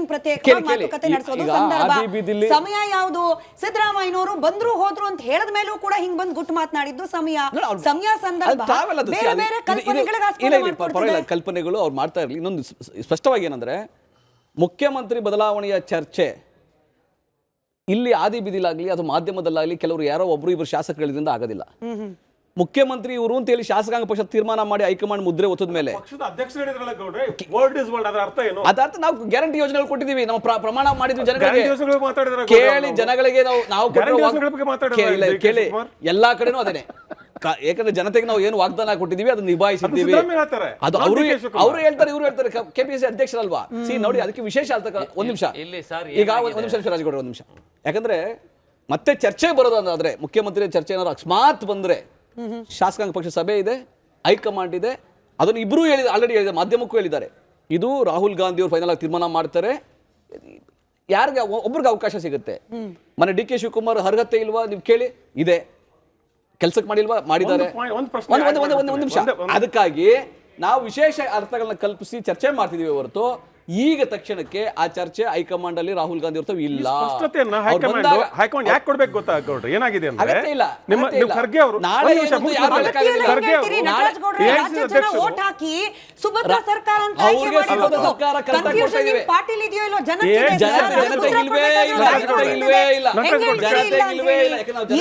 ಜನತೆಗೆ ಯಾವ ಕನ್ಫ್ಯೂಷನ್ ಇಲ್ಲ, ಜನತೆಗೆ ಮುಖ್ಯಮಂತ್ರಿ ಸಿದ್ದರಾಮಯ್ಯ ಒಳ್ಳೆ ಕೆಲಸ ಮಾಡ್ತಾರೆ ಭರವಸೆ ಇದೆ. ನಟರಾಜ್ ಗೌಡ್ರೆ, ನನಗೆ ಗೊತ್ತಿಲ್ಲ, ನೀವು ಕಾರಲ್ಲಿ ಓಡಾಡೋ ಮಂದಿ ಬಸ್ ಅಲ್ಲಿಂದ ಹಿಡಿದು ಮೆಟ್ರೋ ಚಾಯ್ ಅಂಗಡಿಯಲ್ಲಿ ಚರ್ಚೆ ಆಗ್ತಿರೋದು ಮುಖ್ಯಮಂತ್ರಿ ಬದಲಾವಣೆ ಚರ್ಚೆ ಸೋಷಿಯಲ್ ಮೀಡಿಯಾ ಜನ ಏನ್ ಬಯಸಿದ್ದಾರೆ ಮಿನಿಸ್ಟರ್ ಆಗೋರು ಇರ್ಬೋದು, ಏನ್ ಮಾತನಾಡ್ತಿದ್ದಾರೆ ಅವಾಗ ಗೊತ್ತಾಗುತ್ತೆ. ಜನರ ಪಲ್ಸ್ ನಮ್ಗೆ ಗೊತ್ತಿದೆ, ನಾವು ಜನಸಾಮಾನ್ಯರ ಜೊತೆ ಇರೋದು. ಚರ್ಚೆ ಇಲ್ಲ ಅಂತ ಹೆಂಗೆ ಏನ್ ಚರ್ಚೆ ಇದೆ? ಅವಶ್ಯಕತೆ ಇಲ್ಲ ಅಂತ ಹೆಂಗೆ? ಅದರ ಅವಶ್ಯಕತೆ ಇಲ್ಲ, ಖಂಡಿತ ಅವಶ್ಯಕತೆ ಇಲ್ಲ. ಅವಶ್ಯಕತೆ ಏನಂದ್ರೆ, ಎಲ್ಲಾ ಗ್ಯಾರಂಟಿ ಯೋಜನೆಗಳು ಕೊಟ್ಟಿದ್ದಾರೆ, ಎಲ್ಲಾ ಭರವಸೆಗಳು ಈಡೇರಿಸ್ತಾ ಇದ್ದಾರೆ, ಇದು ಒಳ್ಳೆಯ ಸರ್ಕಾರ ಅಂತ ಜನ ಮಾತಾಡ್ತಾರದು. ಯಾಕಂದ್ರೆ ನಿಮ್ಮ ಎಐಸಿಸಿ ಅಧ್ಯಕ್ಷರಾದಂತ ಖರ್ಗೆ ಅವರು 10 ಸಾರಿ ಹೇಳಿದ್ರು ಈ ಅಧಿಕಾರ ಬದಲಾವಣೆ ಹಸ್ತಾಂತರದ ಬಗ್ಗೆ ಯಾರು ಮಾತಾಡಬೇಡಿ, ಹೈಕಮಾಂಡ್ ಇದೆ, ನಾಯಕರಿದ್ದೇವೆ, ನಾವು ನೋಡ್ಕೊಳ್ತೀವಿ ಅಂತ ಹೇಳಿದ್ರು. ಮುಗೀತು. ಆಯ್ತಾ? ಕರೆಕ್ಟ್. 6 ತಿಂಗಳಾದ್ಮೇಲೆ ಖರ್ಗೆ ಅವ್ರು ಹೇಳ್ತಾರೆ ಇದು ಸ್ಥಳೀಯ ಸಮಸ್ಯೆ, ನೀವೇ ಬಗೆಹರಿಸ್ಕೊಳ್ಳಿ ಅಂದ್ರೆ ಪಕ್ಷಕ್ಕೂ ಸ್ಪಷ್ಟತೆ ಇಲ್ಲ, ಜನಕ್ಕೂ ಸ್ಪಷ್ಟತೆ ಇಲ್ಲ. ನೋಡಿ, ಸ್ಪಷ್ಟತೆ ಏನ್ ಗೊತ್ತಾ, ಅದು ತೀರ್ಮಾನ ಹೈಕಮಾಂಡ್ ಬಿಹೇವ್ ಮಾಡೋ ರೀತಿನೇ ಇಲ್ಲ ಕೇಳಿ ಒಂದು ಪಕ್ಷದ ನಾಯಕತ್ವ ಈ ರೀತಿ ಇರ್ಬೇಕಾ? ಖರ್ಗೆ ಸಾಹೇಬರು ನೇರವಾಗಿ ಸ್ಪಷ್ಟವಾಗಿ ಹೇಳಿದ್ದಾರೆ, ನೋಡಪ್ಪ ಆಲ್ರೆಡಿ ತೀರ್ಮಾನ ಆಗೋಗಿದೆ, ಮುಗ್ದಿದೆ. ಇನ್ನೂ ಏನಾದ್ರು ನಿಮ್ ಚರ್ಚೆಗಳಿದ್ರೆ, ಯಾರೋ ಶಾಸಕರು ಹೇಳಿದ್ರು, ಯಾರೋ ಮಾಧ್ಯಮದಲ್ಲಿ ಬಂತು, ಇನ್ನೊಬ್ರು ಹೇಳಿದ್ರು, ವಿರೋಧ ಪಕ್ಷದವರು ಹೇಳಿದ್ರು, ಅದಕ್ಕೋಸ್ಕರ ಅದ್ರ ಬಗ್ಗೆ ಚರ್ಚೆ ಮಾಡಂಗಿಲ್ಲ, ಅದನ್ನ ಗೊಂದಲನ ನೀವೇ ಪರಿಹರಿಸ್ಕೊಳ್ಳಿ ಅಂತ ಹೇಳಿದ್ದಾರೆ ಹೊರತು. ಅವಾಗ ಇಬ್ರು ಹೇಳಿದ್ರು, ಮಾನ್ಯ ಉಪಮುಖ್ಯಮಂತ್ರಿ ಮುಖ್ಯಮಂತ್ರಿ ಇಬ್ರು ಒಟ್ಟಿಗೆ ಹೇಳಿದ್ರು, ನೋಡಿ ಇದು ಹೈಕಮಾಂಡ್ ತೀರ್ಮಾನ ಮಾಡುತ್ತೆ, ಏನಾದ್ರು ಇದ್ರೆ ಬದಲಾವಣೆ ಇದ್ರೆ, ಅಲ್ಲಿವರೆಗೂ ಈ ವಿಷಯ ಚರ್ಚೆಗೆ ಅವಕಾಶ ಇಲ್ಲ. ಪಕ್ಷದ ನಿಷ್ಠಾವಂತ ವಕ್ತಾರರು, ಹಂಗಾಗಿ ಸಮರ್ಥನೆ ರಾಜಕೀಯ ವಿಶ್ಲೇಷಕರು ಕಣ್ಣಿಗೆ ಪಟ್ಟಿ ಕಟ್ಕೊಂಡು ಕೂತಿಲ್ಲ, ಕಿವಿಗಳಿಗೆ ಹತ್ತಿ ಇಟ್ಕೊಂಡು ಕೂತಿಲ್ಲ, ಗೆಸ್ ಮಾಡೋದು ಮನ್ಸಿಂದ ಮೈಂಡ್ ಇಂದ ಸರ್. ಬಟ್ ಕಣ್ಣು ಕಿವಿ ಚುರುಕಿದೆಯಲ್ಲ, ರಾಜಗೌಡ್ರು ಉತ್ತರ ಕೊಡ್ಲಿ, ಅದಾದ್ಮೇಲೆ ಅಶೋಕ್ ಗೌಡ್ರು ಉತ್ತರ ಕೊಡ್ಲಿ. ಇಲ್ಲ ರಾಜಗೌಡ್ರೆ, ಮುಗಿದೋಯ್ತು, ಪಾರ್ಟಿಯಿಂದ ಮಾತನಾಡಬಾರ್ದು ಅಂತ ಹೇಳಿದ್ರು, ಯಾರು ಮಾತನಾಡ್ತಿಲ್ಲ ಅಂತ ಪಾಪ ನಟರಾಜ್ ಗೌಡ್ರು ಹೇಳ್ತಿದ್ದಾರೆ. ಬಸವರಾಜ್ ಶಿವಗಂಗಾ ಅವರು ಹೇಳಿದ್ದಾರೆ 2 ದಿನ ಟೈಮ್ ಕೊಡಿ. ಎಷ್ಟು 2 ದಿನ? ಸಂಕ್ರಾಂತಿ ಹಬ್ಬ ಮುಗಿಸ್ಕೊಂಡು ಬಂದು 16ನೇ ತಾರೀಕು ನಾನು ಮಾತನಾಡ್ತೀನಿ. ಬದಲಾವಣೆಯ ಎಲ್ಲಾ ಸಾಧ್ಯತೆಗಳು ಕೂಡ ಇದ್ದೇ ಇದೆ. ಇದನ್ನ ನಾವ್ ಹೆಂಗ್ ಅರ್ಥ ಮಾಡ್ಕೊಳ್ಬೇಕು? ಎಲ್ಲ ಮುಗಿದೋಯ್ತಾ? ಮುಖ್ಯಮಂತ್ರಿ ವೈಯಕ್ತಿಕ ಅಲ್ಲ ಸರ್, ಮುಗಿದೋಗಿಲ್ಲ ಎಲ್ಲ. ರಾಜಗೌಡ್ರು ಉತ್ತರ ಕೊಡ್ಲಿ. ಈಗ ನಮ್ಮ ನಟರಾಜ್ ಗೌಡ್ರು ಒಂದು ವಿಚಾರ ಹೇಳಿದ್ರು, ರಾಹುಲ್ ಗಾಂಧಿಯವರು ಸರ್ಕಾರದ ವಿಚಾರನ ಮುಖ್ಯಮಂತ್ರಿಗಳ ಹತ್ರ ಮಾತಾಡಿದ್ರು, KPCC ವಿಚಾರನ DK ಶಿವಕುಮಾರ್ ಅವ್ರ ಹತ್ರ ಮಾತಾಡಿದ್ರು. ನಾನು ಮಾತಾಡ್ಬೋದಾ ಇಲ್ಲ ನೀವೇ ಮಾತಾಡ್ತೀರಾ? ಜೆಡಿಎಸ್ ಪಕ್ಷದ ವಾಯ್ಸ್ ಕೂಡ ಬೇಕು ಆಚೆಗೆ, ಹಾಗಾಗಿ ಅವ್ರು ಮಾತಾಡ್ಲಿ ಸರ್. ಜೆಡಿಎಸ್ ಪಕ್ಷದ ವಕ್ತಾರ ಅಲ್ಲ, JDS ಪಕ್ಷದ ವಕ್ತಾರ ಅನ್ನೋದಕ್ಕಿಂತ ಈ ರಾಜ್ಯದ ವೋಟರ್ ನಾನು, ನನಗೆ ಒಂದು ಅಧಿಕಾರ ಇದೆ ವೋಟರು ಕೇಳಲಿಕ್ಕೆ. ಅವ್ರು ಹೇಳ್ತಾರೆ ಯಾವ ಪಕ್ಷದ ವಿಚಾರ ಸಿದ್ದರಾಮಯ್ಯವರು ಗೊತ್ತಾಗಬಾರ್ದು ಅನ್ನೋದನ್ನ ಒಂದು ಸ್ಪಷ್ಟಪಡಿಸ್ತಾರೆ. ಯಾವ ಸರ್ಕಾರದ್ದು ವಿಚಾರಗಳು DK ಶಿವಕುಮಾರ್ ಗೊತ್ತಾಗ್ದಂಗೆ ಮುಚ್ಚಿಟ್ಟು ಸಿದ್ದರಾಮಯ್ಯವ್ರ ಹತ್ರ ಮಾತಾಡ್ತಾ ಇದ್ದಾರೆ ರಾಹುಲ್ ಗಾಂಧಿ ಅವರು ಅನ್ನೋದನ್ನ ವಿಚಾರನ ಅವರು ಸ್ಪಷ್ಟಪಡಿಸ್ಲಿ. ಯಾಕೆಂದ್ರೆ ಇಬ್ರು ಒಂದೇ ಪಕ್ಷದ ಜೋಡೆತ್ತುಗಳು, ಒಬ್ರು ಮುಖ್ಯಮಂತ್ರಿ, ಇನ್ನೊಬ್ರು ಉಪಮುಖ್ಯಮಂತ್ರಿ. ಸರ್ಕಾರದ ಯಾವುದೋ ಒಂದು ವಿಚಾರ, ನಮ್ಮ ವಕ್ತಾರರು ಅಧಿಕೃತವಾಗಿ ಹೇಳ್ತಾ ಇರೋದು, ಸರ್ಕಾರದ ಯಾವುದೋ ಒಂದು ವಿಚಾರ ಅಲ್ಲ ರೀ, ಮುಖ್ಯಸ್ಥರಾಗಿ ಮಾತಾಡಿದ್ದಾರೆ ಅಂತ ನಾನು ಯಾವುದೋ ವಿಚಾರ. ಹೌದು, ಸರ್ಕಾರದ ಮುಖ್ಯಸ್ಥರು ಅಲ್ಲ. ಈಗ DK ಶಿವಕುಮಾರ್ ಗೊತ್ತಾಗ್ದಂಗೆ ಸರ್ಕಾರದ ಯಾವ ವಿಚಾರ ಸಿದ್ದರಾಮಯ್ಯನವ್ರ ಹತ್ರ ಮಾತಾಡಿದ್ರು ರಾಹುಲ್ ಗಾಂಧಿ ಅವ್ರು ಸ್ಪಷ್ಟಪಡಿಸ್ಲಿ. ಆಮೇಲೆ ಎರಡನೇದು ನಿಮ್ ಪಕ್ಷದ ಆಂತರಿಕ ವಿಚಾರ, ಪಕ್ಷದ ಆಂತರಿಕ ವಿಚಾರನ ಸಿದ್ದರಾಮಯ್ಯನವ್ರು ಕಾಂಗ್ರೆಸ್ ಅಲ್ಲಿ ಇದ್ದಾಗೆ ಅವ್ರಿಗೆ ಗೊತ್ತಿಲ್ದಂಗೆ ಇವ್ರ ಹತ್ರ ಏನ್ ಮಾತಾಡಿದ್ರು ಅನ್ನೋದ ಸ್ಪಷ್ಟಪಡಿಸ್ಲಿ. ಆಯ್ತಾ? ಸರ್ ಪಡಿಸಲ್ಲ ಅಂದ್ರೆ ನೀವು ಹಂಗಾರೆ ನೀವು ಡೆಮೋಕ್ರಸಿ ಬಗ್ಗೆ ಮಾತಾಡೋ ಅರ್ಹತೆನೇ ಇಲ್ಲ, ಅರ್ಹತೆನೇ ಇಲ್ಲ, ಅರ್ಹತೆನೇ ಇಲ್ಲ. ನೋಡಿ ಸ್ವಾಮಿ, ನಮ್ಮನ್ನ ಮಾತಾಡಕ್ ಬಿಡಲ್ಲ ಅನ್ನೋದು ನನಗೆ ಸ್ಪಷ್ಟತೆ ಇದೆ. ಇವ್ರಿಗೆ ಹೇಳ್ತೀನಿ ಕೇಳಿ, ಮೈ ಪರ್ಸ್ಕೊತಾರೆ, ಹಂಗಾಗಿ ಏನಾಗ್ತಾ ಇದೆ ಅವ್ರ ಉತ್ತರ ಕೊಡಕ್ ಆಗ್ತಾ ಇಲ್ಲ. ಬಟ್ಟೆ ಮಾತಾಡಕ್ ಬಿಟ್ರೆ ನಾವು ದಯವಿಟ್ಟು ಏನ್ ಗೊತ್ತಾ, ಡೆಮೋಕ್ರಸಿ ಬಗ್ಗೆ ಮಾತಾಡೋ ಕಾಂಗ್ರೆಸ್ ಪಕ್ಷದ ವಕ್ತಾರರು ನಮ್ಮ ಧ್ವನಿನ ಅಡಗಿಸೋ ಪ್ರಯತ್ನ ಮಾಡ್ತಾ ಇದ್ದಾರೆ. ನೋಡಿ ನೋಡಿ ನೋಡಿ ನೋಡಿ ಹಿಂಗ್ ಮಾಡ್ಬಿಟ್ರೆ ನಾವ್ ಈ ದೇಶದ ಡೆಮೋಕ್ರಸಿಲಿ ಹೇಗ್ ಬದುಕಬೇಕು? ಕಾಂಗ್ರೆಸ್ನವ್ರು ನಮ್ಮನ್ನ ಮಾತಾಡ್ಲಿಕ್ಕೂ ಬಿಡ್ತಾ ಇಲ್ಲ, ಇನ್ನೇನಾದ್ರು ನಾವ್ ಆಚೆ ಬಂದ್ರೆ ಬಿಡ್ತಾರ? ಬಳ್ಳಾರಿ ಹೊಡೆದಂಗ್ ಹೊಡೆದು ನಾಳೆ ಬೆಳಗ್ಗೆ ಏನಾದ್ರು ಹೆಚ್ಚು ಕಡಿಮೆ ಮಾಡ್ಬಿಟ್ರೆ ಅಂತ ಅಲ್ಲ, ಅವ್ರು ಹೇಳ್ತಾರೆ ಬೆಂಕಿ ಇಟ್ಬಿಡ್ತೀವಿ, ಗನ್ನೇನ್ ಬರಲ್ಲ, ಬೆಂಕಿ ಇಡ್ತಾರೆ. ಅಲ್ಲ ಬೆಂಕಿ ಅಲ್ಲ, ಪಾಪ ಅವ್ರನ್ನೇ ಕೇಳ್ಕೊತೀನಿ. ಇಲ್ಲಿ ಆಂತರಿಕ ಪ್ರೊಟೆಕ್ಷನ್ಗೋಸ್ಕರ ಕಾರ್ಸ್ ಪುಡಿ ಹಾಕಿದ್ರೆ ಅದಕ್ಕೂ ಬೆಂಕಿ ಇಡ್ತೀರಲ್ರಿ. ಈಗ ಸ್ಮಿತಾ ಅವರೇ ಪಾಯಿಂಟ್ ಬಂದ್ಬಿಡೋಣ. ಈ ಪರಿಸ್ಥಿತಿ ಇದ್ದಾಗ ಆಮೇಲೆ ಇನ್ನೂ ಒಂದು ವಿಚಾರ ರಾಜ್ಯದಾದ್ಯಂತ ಚರ್ಚೆ ಆಗ್ತಾ ಇದೆ. DK ಶಿವಕುಮಾರ್ ಮುಖ್ಯಮಂತ್ರಿ ಆಗ್ತಾರ, ಸಿದ್ದರಾಮಯ್ಯನವರು ಮುಖ್ಯಮಂತ್ರಿಯಾಗಿ ಮುಂದುವರಿತಾರ ಅನ್ನೋದು ಇವರು ಸ್ಪಷ್ಟಪಡಿಸ್ಬೇಕು. KPCC ಅಧ್ಯಕ್ಷರು ಮಾಡಿದಾಗ ಇದೇ DK ಶಿವಕುಮಾರ್ ಅವರು ಒಕ್ಕಲಿಗ ಜನಾಂಗದ ಹತ್ರ ಹೋದ್ರು. ಒಕ್ಕಲಿಗ ಜನಾಂಗದ ಹತ್ರ ಹೋಗಿ ನನಗೆ ಪೆನ್ನು ಪೇಪರ್ ಕೊಡಿ, ದಯವಿಟ್ಟು ಈ ಬಾರಿ ಒಂದು ಅವಕಾಶ ಮಾಡಿಕೊಡಿ, ನನ್ನ ಮುಖ್ಯಮಂತ್ರಿ ಮಾಡ್ತಾರೆ ಅಂತ. ನೀವು ಮಾಡ್ತಿರೋ ಇಲ್ವೋ ಅಂತ ಅಟ್ಲೀಸ್ಟು ನಿಮ್ಮ ಡಿ ಕೆ ಶಿವಕುಮಾರ್ ಅವರು ಸ್ಪಷ್ಟತೆ ಕೊಟ್ಬಿಡ್ಲಿ, ನಿಮ್ಮ ಹೈಕಮಾಂಡ್ ಅವರು ಸ್ಪಷ್ಟತೆ ಕೊಟ್ಬಿಡ್ಲಿ. ಯಾಕೆಂದರೆ ಮೊನ್ನೆ ಪಾಪ ಈ ಒಕ್ಕಲಿಗರ ಉದ್ಯಮಿ ಕಾರ್ಯಕ್ರಮಕ್ಕೆ ಹೋದಾಗ ನಿಜವಾಗ್ಲೂ ಮನ್ಸಿಗೆ ತುಂಬ ನೊಂದ್ಕೊಂಡು ಡಿ ಕೆ ಶಿವಕುಮಾರ್ ಅವ್ರು ಮಾತಾಡಿದ್ದು ನೋಡಿದ್ರೆ ನಾನು ಒಬ್ಬ ಒಕ್ಕಲಿಗನಾಗಿ ಕರುಳು ಚುರ್ರಂತು ನನಗೆ. ಚೂರಿ ಚುಚ್ತಿರೋದೇ ನೀವು ಅಂತ ಅಲ್ಲ, ಹೇಳಿದ್ರೆ ಕರುಳು ಸರ್, ಚುರ್ರಂತು. indirectly. ಎಲ್ಲಿ ಹೆಸರು ಹೇಳಿದಾರಾ? ಹೆಸರು ಹೇಳಿಲ್ಲ. ನಮ್ಮವ್ರೆ ಅಂದ್ರೆ ಇನ್ಯಾರು ಸರ್? ಒಕ್ಕಲಿಗರು. ಹೌದ್ರಿ, ನಾವು ಒಕ್ಕಲಿಗರು vote ಅದನ್ನೇ ಹಾಕಿದ್ದಪ್ಪ. ಹೇಳ್ತಿರೋದು. ಚೂರಿ ಚುಚ್ತಾ ಇರೋದೇ ನೀವು ಅಂತ ಹೇಳ್ತಾ ಇದ್ದಾರೆ ನೋಡ್ರಿ, ಅವರು. ನಮ್ಮವ್ರೆ, ನಮ್ಮ ಜಾತಿಯವರೇ ನಮ್ಮನ್ನ ಬಡಿತಾರೆ. ನಮ್ಮ ಜಾತಿಯವರೇ ಯಾರು? ನಂದಲ್ಲ ಸರ್, ಡಿ ಕೆ ಶಿವಕುಮಾರ್ ಅಲ್ಲ, ಅವ್ರು ಮುಗಿಸ್ಬಿಡ್ತೀನಿ. Vokkaliga within Congress party. ಅಲ್ಲ, ಅದಕ್ಕೆ ಒಂದ್ ನಿಮಿಷ ಮುಗಿಸ್ಬಿಡ್ತೀನಿ. ಯಾರು? ಕೃಷ್ಣ ಬೈರೇಗೌಡ್ರ ಸ್ಪಷ್ಟತೆ ಪಡಿಸಿ. ಈಗ ನಾವು ನಿಮ್ಮ Correct ಆಗಿ ಹೆಸರು ಕಾಂಗ್ರೆಸ್ ಹೇಳ್ಬಿಟ್ರು. ಪಕ್ಷದಲ್ಲಿ ಸುಮಾರು ಜನ ಒಕ್ಕಲಿಗರಿದ್ದಾರೆ. ಯಾರು? ಶರತ್ ಬಚ್ಚೇಗೌಡ್ರ ಸ್ಪಷ್ಟತೆ ಪಡಿಸಿ. ಕುಮಾರಸ್ವಾಮಿ ಇತ್ತೆ. ಕುಮಾರಸ್ವಾಮಿ ಏನ್ ಕುಮಾರಸ್ವಾಮಿ ಅಲ್ಲ, ನಂಗೆ ಅರ್ಥ ಆಯ್ತಾ ಇಲ್ಲ. ಯಾವ ಅಲ್ಲ, ಒಂದ್ ನಿಮಿಷ. ಅಲ್ಲ, ಅಶೋಕ್ ಗೌಡ್ರೆ, ಅಶೋಕ್ ಗೌಡ್ರೆ, ಅಶೋಕ್ ಗೌಡ್ರೆ, ಒಂದ್ ನಿಮಿಷ. ಒಂದ್ ನಿಮಿಷ ಇರಿ. ಅಶೋಕ್ ಗೌಡ್ರೆ, ಅಶೋಕ್ ಗೌಡ್ರೆ, ಅಶೋಕ್ ಗೌಡ್ರೆ, ಒಂದ್ ನಿಮಿಷ. ಕೋತಿ ಮೊಸರನ್ನ ತಿಂದು ಮೇಕೆ ಮೂತಿಗೆ ಒರೆಸ್ತು ನಂಗೆ. ಕುಮಾರಸ್ವಾಮಿ ಇರೋದು JDS ಪಕ್ಷದಲ್ಲಿ, ಡಿ ಕೆ ಶಿವಕುಮಾರ್ ಇರೋದು ಕಾಂಗ್ರೆಸ್ ಪಕ್ಷದಲ್ಲಿ. ಅಧಿಕಾರ ಒಂದ್ ನಿಮಿಷ ಸ್ವಾಮಿ. ಅಲ್ಲ, 140 ಜನ ಆಯ್ಕೆ ಮಾಡಿದ್ರು, ಅವ್ರು ಮುಖ್ಯಮಂತ್ರಿ ಮಾಡ್ಬೇಕಾ? ಸ್ಮಿತಾ, ನಂದೊಂದು ಕುಮಾರಸ್ವಾಮಿ ಮುಖ್ಯಮಂತ್ರಿ ಮಾಡ್ಬೇಕಾ? ನಂಗೆ ಅರ್ಥನೇ ಆಗ್ತಾ ಇಲ್ಲ. ಚರ್ಚೆಗೆ ಅರ್ಥನೇ ಆಗ್ತಾ ಇಲ್ಲ. ಏನ್ ಮಾಡಿದ್ರು ಕುಮಾರಸ್ವಾಮಿ ಅವರು? ಒಂದೇ ನಿಮಿಷ. ಈ ಜಾತಿ ರಾಜಕಾರಣದ ಬಗ್ಗೆ ಮತ್ತು ಜಾತಿ ಡೆಮಾಕ್ರಸಿ ಬಗ್ಗೆ ಒಂದು ಬ್ಯೂಟಿಫುಲ್ ಪ್ಯಾನಲ್ ಅಲ್ಲಿ ಇದ್ಲೇ ಹೇಳ್ತೇನೆ ನಾನು ನಿಮಗೆ. ಅಲ್ಲಿ ಕಾಂಗ್ರೆಸ್ ಗೌಡ್ರಿದ್ದಾರೆ, ಇಲ್ಲಿ JDS ಗೌಡ್ರಿದ್ದಾರೆ, ಇಲ್ಲಿ ಬಿಜೆಪಿ ಗೌಡ್ರಿದ್ದಾರೆ. ಮುಖ್ಯಮಂತ್ರಿ ಆಗಕ್ಕೆ ಕುಂಬಳಕಾಯಿ ಪರಿಸ್ಥಿತಿ ಯಾಕೆ ನಿರ್ಮಾಣ ಮಾಡ್ಕೊತಾ ಇದ್ದಾರೆ? ನನ್ನ ಆತ್ಮೀಯರಾದಂತ ನಟರಾಜ್ಗೌಡರು ಈ ರೀತಿ ಯಾಕೆ ಯೋಚನೆ ಮಾಡ್ತಾ ಇದ್ದಾರೆ? ಆಗೋದಕ್ಕೆಲ್ಲ ಶನೇಶ್ವರನೇ ಕಾರಣ. ನನಗೆ ಅಪ್ಪಿತಪ್ಪಿ ಡಿ ಕೆ ಶಿವಕುಮಾರ್ ಅವತ್ತು ಯಾವತ್ತೊಂದಿನ ತಟ್ಟಾಡ್ಕೊಂಡ್ ಬಂದ್ಬಿಟ್ರು. ಟಾಕ್ಸಿಕ್ ಪಿಕ್ಚರ್ ಕೇಳಿ, ಅದರ ಟೀಸರ್ ನೇ ಕಾಪಿ ಮಾಡ್ಬಿಟ್ಟು ನಾವು ಮಾಡಿಲ್ಲಪ್ಪ. ನಿಮ್ಮದೇ ಪಕ್ಷದ ಸಪೋರ್ಟರು ಕುಮಾರಸ್ವಾಮಿ ಅವರನ್ನ ಡ್ಯಾಡಿ ಈಸ್ ಹೋಮ್ ಅಂದ್ಬಿಟ್ಟು ಅವ್ರನ್ನ ಯಶ್ ಮಾಡ್ಬಿಟ್ಟು ಡಿ ಕೆ ಶಿವಕುಮಾರ್ ಅವರನ್ನ ವಿಲನ್ ಮಾಡಿದ್ರೆ ಸುಮ್ನೆ ಇರ್ತಾರ? ಎನಿವೆ ಕಮಿಂಗ್ ಬ್ಯಾಕ್ ಅಶೋಕ್ ಗೌಡ್ರೆ, ಈ ಸಂದೇಶ ಚರ್ಚೆ ಮಾಡೋಣ, ಸಪರೇಟ್ ಡಿಬೇಟ್ ಮಾಡೋಣ. ಬಟ್ ಕೆಲವೊಂದು ಸೀನ್ ನಾವು ಹಾಕಕ್ಕಾಗಲ್ಲ, ಹಂಗಾಗಿ ದೂರ ಇಟ್ಟಿದೀವಿ. ಎನಿವೆ ಕಮಿಂಗ್ ಬ್ಯಾಕ್ ಅಶೋಕ್ ಗೌಡ್ರೆ, ಆಕ್ಚುಲಿ ಕೈ ಎತ್ತೋ ಪ್ರಸಂಗ ಈಗಿದ್ದು. ಯಾಕಂದ್ರೆ ಕುರ್ಚಿ ಕಲಹ ಇಲ್ಲ, ಹೈಕಮಾಂಡ್ ಅಲ್ಟಿಮೇಟ್ಲಿ ಸಿದ್ದರಾಮಯ್ಯನವ್ರ ಕೈಗೆ ನಾವು ಅಧಿಕಾರ ಕೊಟ್ಟಿದ್ದೀವಿ, ಇಲ್ಲಿ ಯಾವುದೇ ಗೊಂದಲ ಇಲ್ಲ ಅಂತ ಹೇಳಿ ಈಗ ಎತ್ತಬೇಕಾಗಿತ್ತು ಕೈ. ಸಪರೇಟ್ ಆಗಿ ಕರ್ಕೊಂಡು ಹೋದ್ರು, ಕೊಟ್ರು ಅವಕಾಶ ಚರ್ಚೆಗೆ. ಪಾಪ ಏನು ಅಂತ ಹೇಳಿದ್ರೆ ನನಗೆ ಒಂದು 2 ಗೊಂದಲ ಇದೆ ಅದರಲ್ಲಿ. ಫಸ್ಟು ನಟರಾಜ್ ಗೌಡ್ರಿಗೆ ಹೇಳ್ಬಿಡ್ತೀನಿ. ಏನು ಅಂತ ಹೇಳಿದ್ರೆ, ಇವತ್ತು ನಟರಾಜ್ ಗೌಡ್ರ ಪರಿಸ್ಥಿತಿ ಹೆಂಗಾಗಿದೆ ಅಂದರೆ, ಕೆಸರು ಫೀಲ್ಡಲ್ಲಿ ಹೋಗ್ಬಿಟ್ಟು ಫೀಲ್ಡಿಂಗು, ಬ್ಯಾಟಿಂಗು ಮತ್ತು ಬೌಲಿಂಗ್ ಮಾಡ್ತಾವ್ರೆ. ಅವು ಭಾರಿ ಕಷ್ಟ, ನಂಗೆ ಅರ್ಥ ಆಗ್ತದೆ. ಅದೊಂದು ವಿಚಾರ ಬಿರಲಿ ಪಾಪ. ಅಲ್ಲ, ನಟರಾಜ್ ಗೌಡ್ರಿಗೆ ಹೇಳ್ತಾ ಇದ್ದೀನಿ ಅಷ್ಟೇ. ಅಲ್ಲಲ್ಲ, ಹೌದು, ಕರೆಕ್ಟು. ಅಲ್ಲ, ಅದಕ್ಕೋಸ್ಕರ ಹೇಳ್ತಾ ಇದ್ದೀನಿ. ಈಗ ವಿಚಾರ ಏನು ಅಂತ ಹೇಳಿದ್ರೆ, ನನಗೇನಂದರೆ ಈ ಘಟನೆ ಏನಂದರೆ, ಅವ್ರು ಬಂದಿದ್ದು ಮೈಸೂರಿಗೆ ಬೆಳಗ್ಗೆ ಬರ್ತಾರೆ, ಅದಾದ್ಮೇಲೆ ಮತ್ತೆ ಬರ್ತಾರಲ್ಲ ಮೈಸೂರಿಗೆ, ತತ್ಸುಮಾರು 4 ಗಂಟೆ ಡಿಫ್ರೆನ್ಸ್ ಇತ್ತು. ಮುಖ್ಯಮಂತ್ರಿ ಮತ್ತು ಉಪಮುಖ್ಯಮಂತ್ರಿ ಮೈಸೂರಲ್ಲಿ ಇಡೀ ಆಡಳಿತ ವ್ಯವಸ್ಥೆನ ಬಿಟ್ಬಿಟ್ಟು ಕೂತ್ಕೊಂಡಿದ್ರು ಅಂತಕ್ಕಂಥದ್ದು ಗಮನಾರ್ಹವಾದಂಥ ವಿಚಾರ. ಜ್ವಲಂತ ಸಮಸ್ಯೆಗಳು ಕರ್ನಾಟಕದಲ್ಲಿ ಇವತ್ತು ರಾಜ್ಯದಲ್ಲಿ ಇದೆ. ರೈತರ ಸಮಸ್ಯೆ ಇದೆ.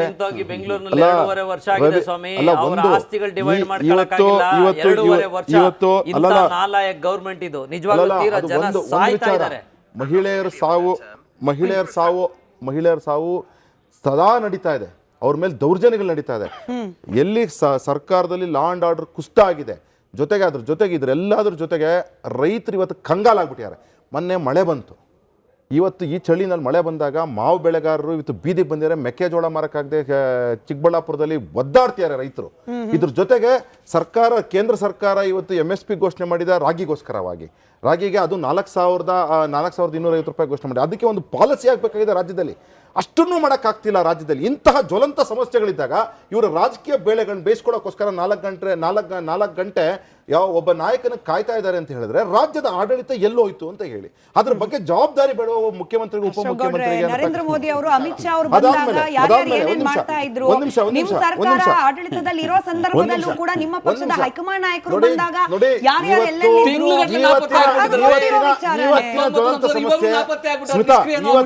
ಇವತ್ತಿನ ಜ್ವಲಂತ ಸಮಸ್ಯೆಗೆ ಮತ್ತು ಇಂದಿನ ಜ್ವಲಂತ ಸಮಸ್ಯೆಗಳಿಗೆ 2 ವಿಚಾರ ಆಗ್ತದೆ. ಆಮೇಲೆ ಜೊತೆಗೆ ಆಯ್ತು, ನಮ್ಮವ್ರು ಬೇಜವಾಬ್ದಾರಿಯಿಂದ ನಡ್ಕೊಂಡಿದ್ರೆ ನಮ್ಮನ್ನ ಮನೆಗೆ ಕುಡಿಸಿದ್ದಾರೆ. ಆಯ್ತಾ, ನೀವತ್ತು ಬೇಜವಾಬ್ದಾರಿಯಿಂದ ನಡ್ಕೊಳ್ತಿರೋದಕ್ಕಂಥದಕ್ಕೆ ನಿಮ್ಮನ್ನ ಮನೆ ಕುಳಿಸ್ತಕ್ಕಂತಹ ಸಮಯ ಬಂದಾಗ ನೀವೇನ್ ಹೇಳ್ತಾ ಇದ್ದೀರಾ? ನಾವು ಗ್ಯಾರಂಟಿ ಏನ್ರಿ ಗ್ಯಾರಂಟಿ? ನಿಮ್ಮ 6ನೇ ಗ್ಯಾರಂಟಿ ಏನ್ ಗೊತ್ತಾ? ಹತ್ಯೆ ಮತ್ತು ಆತ್ಮಹತ್ಯೆ ಬಗ್ಗೆ ಕೊಟ್ಟಿದ್ರ ಅಂತ ಜನ ಮಾತಾಡ್ತಿದ್ದಾರೆ. ಯಾಕೆ ಅಂತ ಹೇಳಿದ್ರೆ ಜನಗಳಿಗೆ ನೀವು ಆತ್ಮಹತ್ಯೆ ಕೊಟ್ಟಿದ್ದೀರಾ. ಯಾಕಂದ್ರೆ ಹೆಣ್ಮಕ್ಳದ್ದು 70 ಶವಗಳು ಬಿದ್ದಿವೆ ಈ ರಾಜ್ಯದಲ್ಲಿ. ಸೊ 2800 ರೈತರು ಆತ್ಮಹತ್ಯೆ ಮಾಡ್ಕೊಂಡಿದ್ದಾರೆ. ಅಧಿಕಾರಿಗಳು ಸೂಸೈಡ್ ನೋಟ್ ಬರೆದು ಆತ್ಮಹತ್ಯೆ ಮಾಡ್ಕೊಂಡಿರ್ತಕ್ಕಂಥವ್ರು 9, 15 ಒತ್ತಡ ತಳ್ಳಕ್ಕಾಗದೆ ಅಂತ ಹೇಳಿ ಆತ್ಮಹತ್ಯೆ ಮಾಡ್ಕೊಂಡಿರೋರು. RCB ಸ್ಟಾಂಪ್ ಪ್ಯಾಡಲ್ 1.5 ಲಕ್ಷ ರೈತರು ಆತ್ಮಹತ್ಯೆ ಮಾಡ್ಕೊಂಡವ್ರೆ ಮೋದಿ ಬಂದ ಮೇಲೆ. 1.5 ಲಕ್ಷ ರೈತರು ಯಾರು 1 ರೂಪಾಯಿ ಕಂಪಲ್ಸರಿ ಕೊಟ್ಟಿದ್ದಾರೆ ಮೋದಿ ಅವರು. 1 ರೂಪಾಯಿ ಕಂಪಲ್ಸರಿ ಕೊಟ್ಟಿದ್ದಾರೆ ಪ್ರಾಣಿಗಳ ಅಟ್ಯಾಕ್ ಮಾಡಿ ಯಾವುದು ಉದ್ಯೋಗ ಸಿಕ್ಕಿಲ್ಲ, 25,000 ಜನ ಆತ್ಮಹತ್ಯೆ ಮಾಡ್ಕೊಂಡವ್ರೆ ಮೋದಿ ಸರ್ಕಾರ ಬಂದ ಮೇಲೆ. ಇದು ಕರ್ನಾಟಕ ರಾಜ್ಯದ ಆಡಳಿತ ವ್ಯವಸ್ಥೆ. ಇವತ್ತು ನೀವು ಉದ್ಯಮಿಗಳು ಆತ್ಮಹತ್ಯೆ ಮಾಡ್ಕೊಂಡವ್ರೆ 25,000 ಜನ ಅಂದ್ರೆ ಮೋದಿ ಸರ್ಕಾರ ಬಂದ ಮೇಲೆ. ಒಂದ್ ಜೊತೆಗೆ ರೈತರಿಗೆ ಯಾವ ಸರ್ಕಾರ ಏನೇನು ಅನ್ಯಾಯ ಮಾಡಿದೆ ಅಂತ ಲೆಕ್ಕ ಹಾಕ್ತಾ ಹೋಗ್ತಾರೆ. ಇದ್ರ ಜೊತೆಗೆ ನನ್ನ ಒಂದು ಪುಸ್ತಕ ಇದೆ ಸ್ಮಿತಾ, ಬಾಡಿ ಲ್ಯಾಂಗ್ವೇಜ್ ಅಂತ ಒಂದು ಪುಸ್ತಕ ಇದೆ, ತಮಗೆ ತಂದು ಕೊಡ್ತೀನಿ. ಇವತ್ತು ನಡೆದಂಥ ಘಟನಾವಳಿಗಳನ್ನ ಆ ಪುಸ್ತಕದಲ್ಲಿರ್ತಕ್ಕಂತಹ ಒಂದು ಟರ್ಮಿನಾಲಜಿಸ್ಗೆ ನೋಡ್ಬಿಟ್ರೆ ಕ್ಲಿಯರ್ ಕಟ್ ಅಂಡರ್ಸ್ಟ್ಯಾಂಡಿಂಗ್ ಇದು. ಏನಂದ್ರೆ ಅವ್ರಿಗೆ ನಾವು ಅಧಿಕಾರ ಕೊಡ್ತೀವಿ ಅಂತಕ್ಕಂಥದ್ದು. ಚಾಟ್ ಜಿಪಿಟಿ ಹಾಕೊಂಡು ಉತ್ತರ ಕಂಡು ಫಾಸ್ಟ್ ಜಮಾನ ಇದೆ ಇಟ್ನಾಳ್ ಸರ್. ನನಗ್ ಬೇಕಾಗಿರೋ ಉತ್ತರ, DK ಶಿವಕುಮಾರ್ ಅವ್ರ ಮೇಲೆ ಈ ಎಲ್ಲಾ ಘಟನಾವಳಿಗಳು ಬೀಳ್ತಾ ಇರುವ ಪರಿಣಾಮ, ಒಂದು ಅಪಾಯಿಂಟ್ಮೆಂಟೇ ಕೊಡ್ತಾ ಇಲ್ಲ. ಅಪಾಯಿಂಟ್ಮೆಂಟ್ ಕೊಡದೇ ಇರೋ ರಾಹುಲ್ ಗಾಂಧಿ ಅವರು ಸಿಗ್ತಾರೆ, 1 ನಿಮಿಷದ ಕಾಲ ಅವ್ರ ಹತ್ರ ಮಾತನಾಡ್ತಾರೆ. ಅಟ್ಲೀಸ್ಟ್ ಅವ್ರೊಬ್ಬರ ಹತ್ರ ಮಾತನಾಡಿದ್ರಾದ್ರೂ DK ಶಿವಕುಮಾರ್ ಅವರಿಗೆ ವೈಯಕ್ತಿಕವಾಗಿ ಏನೋ ಒಂದು ಆಶಾಭಾವನೆ ಮತ್ತಷ್ಟು ಸಿಗುತ್ತಾ ಇತ್ತೇನೋ. ಸಿದ್ದರಾಮಯ್ಯನವ್ರನ್ನು ಪಕ್ಕದಲ್ಲಿ ಕರ್ಕೊಂಡು ಹೋಗಿ ಮಾತನಾಡ್ಬಿಡ್ತಾರೆ, ಹೆಗಲ ಮೇಲೆ ಕೈ ಹಾಕೊಂಡು ಮಾತನಾಡ್ಬಿಡ್ತಾರೆ. ಇದಾದ್ಮೇಲೂ ಕೂಡ ಅನ್ಸರ್ಟೇನ್.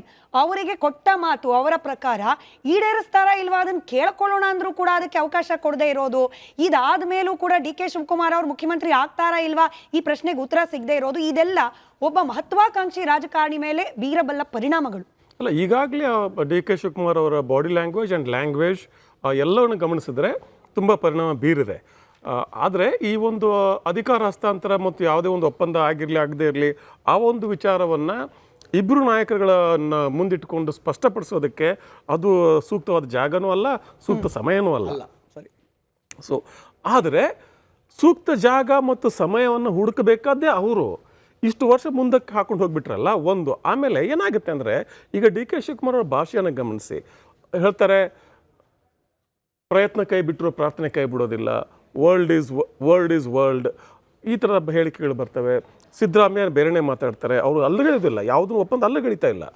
ಹೀಗಿರುವಾಗ ಏನಾಗುತ್ತೆ, ಎಲ್ಲೋ ಒಂದು ಕಡೆ ಕೇವಲ DK ಶಿವಕುಮಾರ್ ಮಾತ್ರ ಅಲ್ಲ, ಅವರ ಕೇವಲ ಬೆಂಬಲಿಗರ ಮಾತ್ರ ಅಲ್ಲ, ಒಟ್ಟಾರೆಯಾಗಿ ಕರ್ನಾಟಕದ ಜನತೆಗೆ ಎಲ್ಲೋ ಒಂದು ಕಡೆ ಯಾರೋ ಮಾತು ತಪ್ಪಿದ್ದಾರೆ, ವಚನ ಭ್ರಷ್ಟತೆ ನಡೆದಿದೆ. ಅದು ಯಾರಾಗಿದ್ರೆ ಆಮೇಲೆ ಸ್ಪಷ್ಟತೆ, ನಾನು ಮಾಡಿಲ್ಲ ನೀವು ಬೇರೆ ವಿಚಾರ. ಯಾಕಂದರೆ ಕರ್ನಾಟಕದ ರಾಜಕೀಯ ಇತಿಹಾಸ ನೋಡಿದ್ರೆ ಈ ವಚನ ಭ್ರಷ್ಟತೆಯನ್ನು ಜನ ಅಷ್ಟಾಗಿ they don't take it kindly. ಅದಕ್ಕೆ ಅಷ್ಟು ಬೇಗ ಕ್ಷಮೆ ಮಾಡೋದಿಲ್ಲ ಜನ. ಮತ್ತು ಇದು ಮುಂದುವರೆದು ಇಲ್ಲಿ ಒಂದು ಜಾತಿಗಳ ಮಧ್ಯೆ, ವರ್ಗಗಳ ಮಧ್ಯೆ ಒಂದು ಅವಿಶ್ವಾಸ, ಒಂದು ರೀತಿಯ ಸಂಶಯಾಸ್ಪದ ನಡವಳಿಕೆಗಳಿಗೆ ಅನುವು ಮಾಡಿಕೊಟ್ರೆ that is a disaster socially. ಯಾಕೆಂದರೆ ಇಲ್ಲಿ ಅನೇಕ ಆಯಾ ಸಮುದಾಯಗಳ ಸ್ವಾಮೀಜಿಗಳು ಬಂದು ಮಾತಾಡಿಬಿಟ್ಟಿದ್ದಾರೆ. ಒಕ್ಕಲಿಗ ಸ್ವಾಮೀಜಿಗಳು ಮಾತಾಡಿದ್ದಾರೆ, ಈ ಕಡೆ ಕುರುಬ ಸ್ವಾಮೀಜಿಗಳು ಮಾತಾಡಿದ್ದಾರೆ.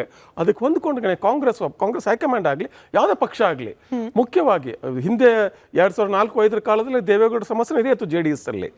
ಒಂದು ಪಕ್ಷಕ್ಕೆ ಪಕ್ಷದ ಒಂದು ಸಿದ್ಧಾಂತ, ಪಕ್ಷದೊಂದು ಕಾರ್ಯಕ್ರಮ ಇರ್ತದೆ. ಆ ಪಕ್ಷದ ನಾಯಕರು, ಎಸ್ಪೆಷಲಿ ಪ್ರಮುಖ ಮುಖ್ಯಮಂತ್ರಿಗಳು, ಪ್ರಮುಖ ರಾಜ್ಯಗಳ ಅಧ್ಯಕ್ಷರುಗಳು ಆ ಒಂದು ಪಕ್ಷದ ಸಮಗ್ರ ಒಂದು ಯೋಜನೆ ಮತ್ತು ಯೋಚನೆಗೆ ಅನುಗುಣವಾಗಿ ಒಂದು ಕಾರ್ಯಕ್ರಮಗಳನ್ನು ನಡೆಸ್ಕೊಂಡು ಹೋಗಬೇಕಾಗ್ತದೆ. ಆದರೆ ಇಲ್ಲಿ ಏನಾಗ್ತಾ ಇದೆ, ಪ್ರತಿಯೊಂದು ಸಮಸ್ಯೆ ಬಂದಾಗ ಒಂದು ಅಹಿಂದ ಸಮಾವೇಶ ಆಗ್ತದೆ. ಪ್ರತಿಯೊಂದು ಸಮಸ್ಯೆ ಬಂದಾಗ ಅಹಿಂದ ಸಮಾವೇಶ ಆಗ್ತದೆ. ಅದು ಕಾಂಗ್ರೆಸ್ ಸಮಾವೇಶ ಆಗೋದಿಲ್ಲ. ಕಾಂಗ್ರೆಸ್ ಸಮಾವೇಶ ಮಾಡಿ ಅಂತ ಹೇಳಿದ ಮೇಲೆ ಅಹಿಂದ ಸಮಾವೇಶ ಆಗ್ತದೆ.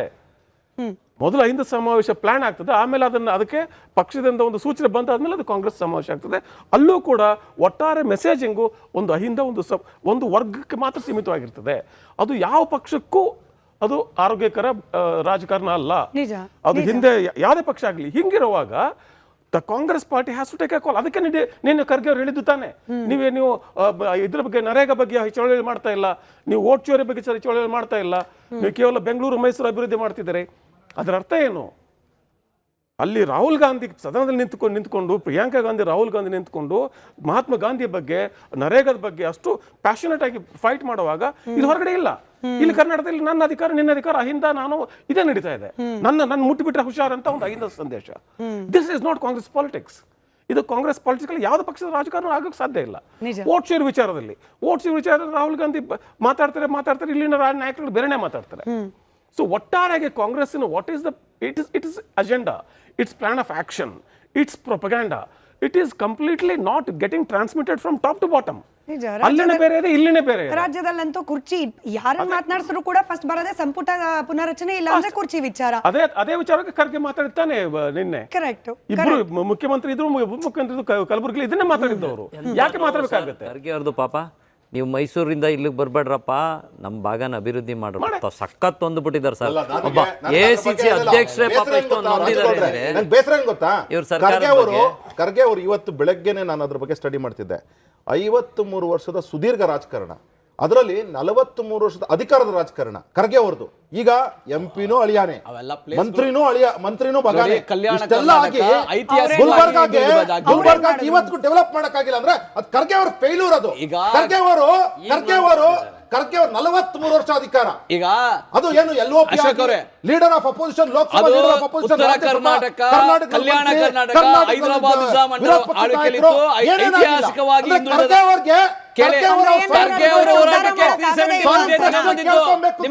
ಬಿಜೆಪಿ ಮೋಸ ಮಾಡಿದ್ರಿ. 53 ವರ್ಷ ಅಧಿಕಾರ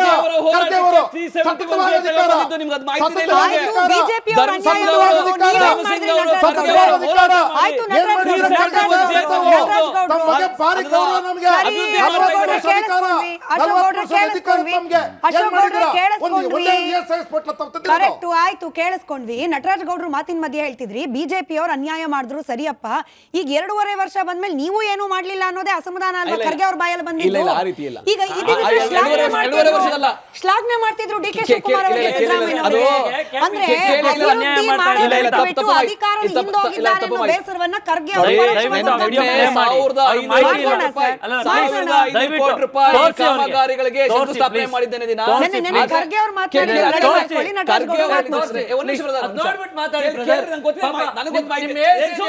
DK ಶಿವಕುಮಾರ್ ಅವ್ರಿಗೆ ಆನ್ ಸ್ಟೇಜ್ ಹೇಳಿದ್ರು ಮೈಸೂರು ಅಲ್ಲ, ಅದನ್ನ ನಾನು PCR ಗೆ ಹೇಳ್ತಾ ಇದ್ದೀನಿ. ಮೈಸೂರು ರೀತಿ ಅಭಿವೃದ್ಧಿ ವಿಚಾರಕ್ಕೆ ಆಯ್ತು ಸರ್, ಹಾಕೋಣ. ಅವ್ರ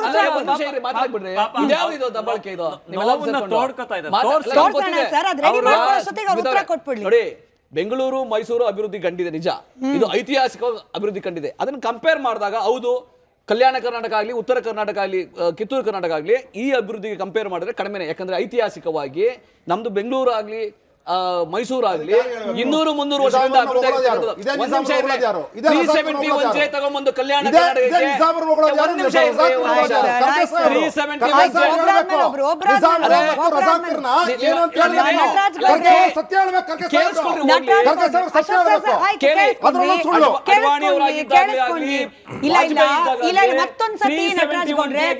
ಮತ್ತೊಂದ್ಸತಿ ನಟರಾಜ್ ಗೌಡ್ರೆ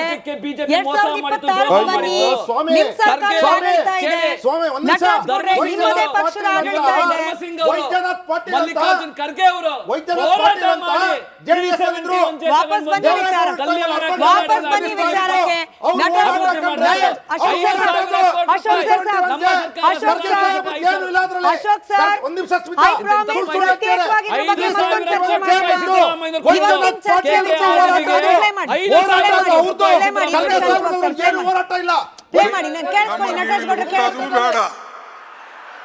ನಾವು ಅಲ್ಲಿ ಹುಟ್ಟೋದು ಬೇಡ.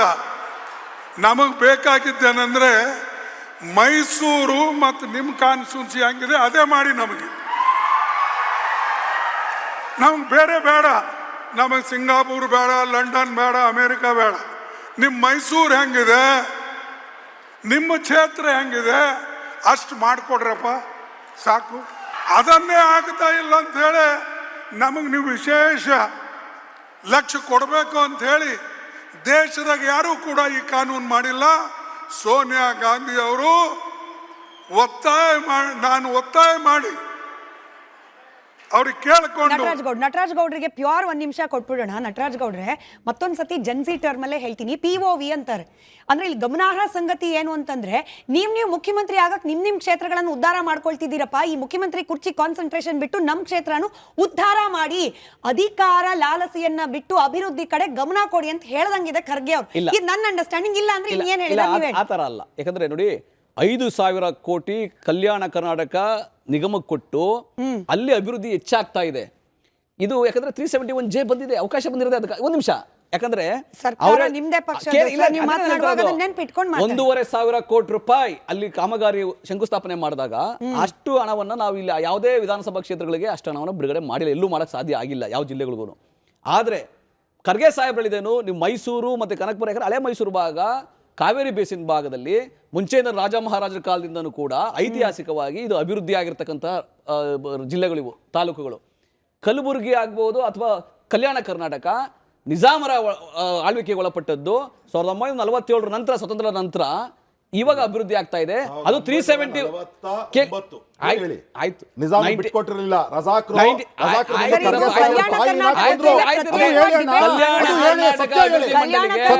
ಅಭಿವೃದ್ಧಿ ಮಂಡಳಿಗೆ ಸಿದ್ದರಾಮಯ್ಯ ಸರ್ಕಾರದಲ್ಲಿ ಬಿಜೆಪಿ ಸರ್ಕಾರ ಅನ್ಯಾಯ ಮಾಡಿತ್ತು. ಅವ್ರಿಗೆ 3,000 ಕೋಟಿ ರೂಪಾಯಿ ಕೊಡ್ತಿರ್ಲಿಲ್ಲ, ನಾವು 5,000 ಕೋಟಿ ರೂಪಾಯಿ ಕೊಡ್ತಾ ಇರೋದ್ರಿಂದ ಅಭಿವೃದ್ಧಿ ಆಗ್ತಾ ಇದೆ. ಬಟ್ ಖರ್ಗೆ ಅವ್ರ ಮನಸ್ಸಲ್ಲಿರೋ ಬೇಸರ ಏನಂತಂದ್ರೆ, ಘಟಾನುಘಟಿ ನಾಯಕರಾದ DK ಶಿವಕುಮಾರ್ ಅವರು, ಸಿದ್ದರಾಮಯ್ಯನವರು ಅಭಿವೃದ್ಧಿ ಕಡೆ ಫೋಕಸ್ ಕಮ್ಮಿ ಮಾಡ್ಕೊಂಡಿದ್ದಾರೆ. ನನ್ನ ಆತ್ಮೀಯ ಸ್ನೇಹಿತರಾದಂತ ನಟರಾಜ್ ಗೌಡ್ರು ಹೇಳಿದ್ರು, ಬಿಜೆಪಿ ಅವರು ಅಭಿವೃದ್ಧಿ ಮಾಡಕ್ ಬಿಡ್ಲಿಲ್ಲ ಅಂತ. 1949ರಿಂದ ಎಷ್ಟು ವರ್ಷ ಆಳ್ವಿಕೆ ಮಾಡಿದ್ರು ಕಾಂಗ್ರೆಸ್ನವರು ದೇಶನ, ರಾಜ್ಯನ ಅನ್ನೋದು ಅವ್ರು ಒಂದ್ಸತಿ ಸ್ಪಷ್ಟಪಡಿಸ್ಕೊಳ್ಳಿ, ಅವ್ರ ಆತ್ಮಕ್ಕೆ ಸ್ಪಷ್ಟಪಡಿಸ್ಕೊಳ್ಳಿ. ಯಾಕೆಂದ್ರೆ ಸರ್, ಒಂದ್ ನಿಮಿಷ ಸರ್, ಇಲ್ಲ ಕೈ ಮುಗಿದ್ ಬಿಡ್ತೀವಿ ಸರ್. ನಿಮ್ದು ಅಧಿಕಾರ ಇದೆ. ಏನ್ ಸರ್, ಈಗ ನಾನೇನಾದ್ರು ಅಭಿವೃದ್ಧಿ ಪರ ರಾಜಗೌಡ್ರು 1 ನಿಮಿಷ ಮಾತಾಡಿ. ನೋಡಿ, 70 ವರ್ಷ ಕಾಂಗ್ರೆಸ್ನವ್ರು ಆಡಳಿತ ಮಾಡಿದ್ರು, ಅದಕ್ಕೆ ಈ ರಾಜ್ಯ ಸುಭಕ್ಷವಾಗಿ. ನೋಡಿ ಪಾಪ ಖರ್ಗೆ ಅವ್ರು ಅಳ್ತಾ ಇದಾರ್ರಿ. ಅವ್ರಿಗೆ ಎಂತ ದುರಂತ ಪರಿಸ್ಥಿತಿ ರೀ. ಒಬ್ಬ ರಾಷ್ಟ್ರೀಯ ನಾಯಕ, ಒಬ್ಬ ರಾಜ್ಯದ ನಾಯಕ ಅವ್ರ ಕ್ಷೇತ್ರಕ್ಕೆ ಬರ್ತೀನಿ ಅಂದ್ರೆ ಅದನ್ನ ತಡ್ಕೊಳಕ್ಕೂ ಆಗ್ತಾ ಇಲ್ಲ. ಒಂದ್ ಕಡೆ ಉರಿ ಆಗಿದ್ಯಾ ಗೊತ್ತಾಗ್ತಾ ಇಲ್ಲ, ಇನ್ನೊಂದ್ ಕಡೆ ನೋವಾಗಿದ್ಯಾ ಗೊತ್ತಾಗ್ತಾ ಇಲ್ಲ, ಬೇಜಾರಾಗಿದ್ಯಾ ಗೊತ್ತಾಗ್ತಾ ಇಲ್ಲ. ಖರ್ಗೆ ಅವರಂತ ರಾಷ್ಟ್ರ ಮಟ್ಟದ ಲೀಡ್ರು ಪಾಪ DK ಶಿವಕುಮಾರ್, ನಾನು ಅಲ್ಲಿಗೆ ಬರ್ತೀನಿ, ದಯವಿಟ್ಟು ಬೇಡ್ರಪ್ಪ, ನಿಮ್ ಮೈಸೂರು ಭಾಗಕ್ಕೆ ಮಾಡ್ರು ಅಭಿವೃದ್ಧಿ. ನೋಡಿ, ಮೈಸೂರು ಮಹಾರಾಜರು ಕೊಟ್ಟಂತ ಕೊಡುಗೆಗಳನ್ನ ಇವ್ರ ಕೈಲಿ ಕೊಡಕ್ಕಾಗ್ತಾ ಇಲ್ಲ. ಅದೇ ಕೊಡಕ್ಕಾಗ್ತಾ ಇಲ್ಲ. ನೋಡ್ರಿ, ಅವತ್ತು ಅವ್ರ ಮನೆ ಒಡವೆ ಒತ್ತೆ ಇಟ್ಟು ಕನ್ನಂಬಾಡಿ ಕಟ್ಟೆ ಕಟ್ಟಿದ್ರು. ಇವತ್ತು ಮಾತೆತ್ತರೆ ನಾವು ದೊಡ್ಡ ಬಡ್ಜೆಟ್ ಮಾಡ್ತಾ ಇದೀವಿ, 4,60,000 ಕೋಟಿ ಬಡ್ಜೆಟ್. ಅಲ್ಲಲ್ಲ, ಜಮೀನ್ ಕೊಟ್ಟವರೇ ಟಿಪ್ಪು ಸುಲ್ತಾನ್. ಅಲ್ಲ, ಆಯ್ತು ಸ್ವಾಮಿ,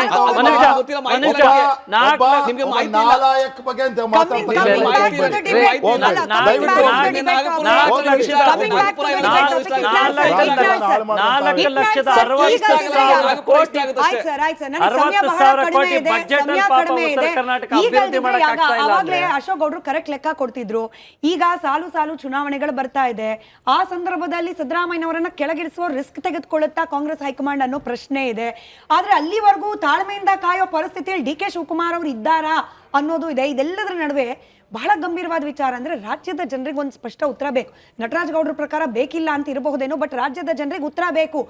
ಫುಲ್ ಟರ್ಮ್ CM ಇರ್ತಾರ, ಈ ಗೊಂದಲ ಮುಂದುವರಿಯುತ್ತಾ, ಅಧಿಕಾರ ಹಸ್ತಾಂತರ ಆಗ್ಬಿಡುತ್ತಾ ಅಂತ ಇದಕ್ಕೆ ಉತ್ತರ ಸಿಗ್ಲೇಬೇಕು ಸರ್. ಫುಲ್ ಟರ್ಮ್ CM ಇರ್ತಾರ ಅನ್ನೋದು ಸ್ಪಷ್ಟತೆ ಬೇಕು. ಯಾಕೆ ಬೇಕಾಗುತ್ತೆ ಕರ್ನಾಟಕ ಜನತೆಗೆ ಅಂದ್ರೆ, ಮಾತಾಡ್ತೇನೆ, ಮುಗಿಸ್ತೇನೆ ನಾನು. ಆ ಸಂಶಯ ಇರೋದಕ್ಕೆ ನಾವು ಚರ್ಚೆ ಮಾಡ್ತಾ ಇದ್ದೇವೆ. ಯಾಕೆ ಈ ಸಂಶಯ ಯಾಕೆ ನಿವಾರಣೆ ಮಾಡಬೇಕಾಗುತ್ತೆ ಅಂದ್ರೆ, ನಾವು ಆ ಚರ್ಚೆ ಮುಗಿದಾದ ಮೇಲೆ ತಾನೇ ನಾವು ಅಭಿವೃದ್ಧಿ ಬಗ್ಗೆ ಚರ್ಚೆ ಮಾಡೋದು. ಈಗ 2 ಚರ್ಚೆ ನಡೀತಾ ಇದೆ. 2.5 ವರ್ಷದಲ್ಲಿ ಕರ್ನಾಟಕ ನಡೀತಾ 2 ಚರ್ಚೆ, ಅಧಿಕಾರ ಹಸ್ತಾಂತರ ಅಹಿಂದ. Only 2 topics.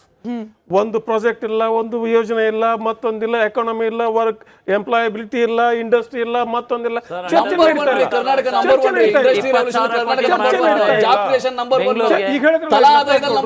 ಹೈದರಾಬಾದ್ ಕರ್ನಾಟಕಕ್ಕೆ 5,000 ಕೋಟಿ ಅಂತ ಹೇಳಿದ್ರಲ್ಲ. ಬೆಂಗಳೂರಲ್ಲಿ ನಾಳೆ ಹೂಳೆತ್ತುವ ಒಂದು ಕಾಂಟ್ರಾಕ್ಟ್ ಕರೆದ್ಬಿಟ್ರೆ ಅದಕ್ಕೆ ಒಂದು 4,000 ಕೋಟಿ ಅದಕ್ಕೆ ಖರ್ಚಾಗುತ್ತೆ. ಇಲ್ಲಿ what is the comparison you are doing? ನೀವು ಅದೇ ಖರ್ಗೆ ಅವರು ಹೇಳಿದ್ದು, ನೀವು ಬೆಂಗಳೂರು ಮೈಸೂರು ಕೊಟ್ಟಂತ ಪ್ರಾಮುಖ್ಯತೆಯನ್ನ ಪ್ಲಾನ್ ಸ್ಟೇಜಲ್ಲಿ, ಫೈನಾನ್ಷಿಯಲ್ ಡೆವಲ್ಯೂಷನ್ ಸ್ಟೇಜಲ್ಲಿ ಕೊಡಬೇಕು ಅಂತ. ನೀವು ಬೆಂಗಳೂರಿನ ಬಜೆಟ್ 12,500-13 ಸಾವಿರ ಕೋಟಿ ಬೆಂಗಳೂರಿನ ಬಜೆಟ್. ಹೈದರಾಬಾದ್ ಕರ್ನಾಟಕ ಇಡೀ ಬೋರ್ಡ್, ಹೈದರಾಬಾದ್ ಕರ್ನಾಟಕ ಬೋರ್ಡ್ ಅಂದ್ರೆ ಒಂದು ಜಿಲ್ಲೆ ಅಲ್ಲ, 4-5 ಜಿಲ್ಲೆಗಳು ಸೇರ್ಕೊಂಡು ಎಷ್ಟು ಬಜೆಟ್ ಇದೆ? 7 ಜಿಲ್ಲೆ ಅದು. 7 ಜಿಲ್ಲೆ ಎಷ್ಟು ಬಜೆಟ್ ಇದೆ? ಇಲ್ಲಿ 1.5 ಕೋಟಿ ಪಾಪ್ಯುಲೇಷನ್ ಇದೆ ಬೆಂಗಳೂರು, ನಾಪ್ಕರ್ಲಿ ತಮಗೆ 1.5 ಕೋಟಿ ಪಾಪ್ಯುಲೇಷನ್ ಇದೆ. ಅದಕ್ಕೆ ಆಗಿರೋದು ಅದು. ಅಲ್ಲಿ ನೀವು ಸರಿಯಾಗಿ ಅಭಿವೃದ್ಧಿ ಮಾಡಿದ್ರೆ ಅಲ್ಲಿಂದ ಇಲ್ಲಿ ವಲಸೆ ಬರ್ತಿರ್ಲಿಲ್ಲ ಜನ.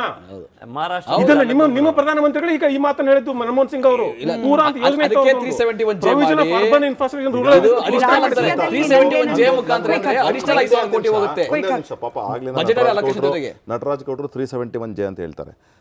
1973ನಲ್ಲಿ ಮೊದಲ ಬಾರಿ, 72 ಮೊದಲ ಬಾರಿ MLA ಆದಂತಹ ಮಲ್ಲಿಕಾರ್ಜುನ್ ಖರ್ಗೆ ಅವರು ಮತ್ತು ಧರಮ್ ಸಿಂಗ್ ಅವ್ರಿಗೆ ಮರ್ತೇ ಬಿಡ್ತಾರೆ.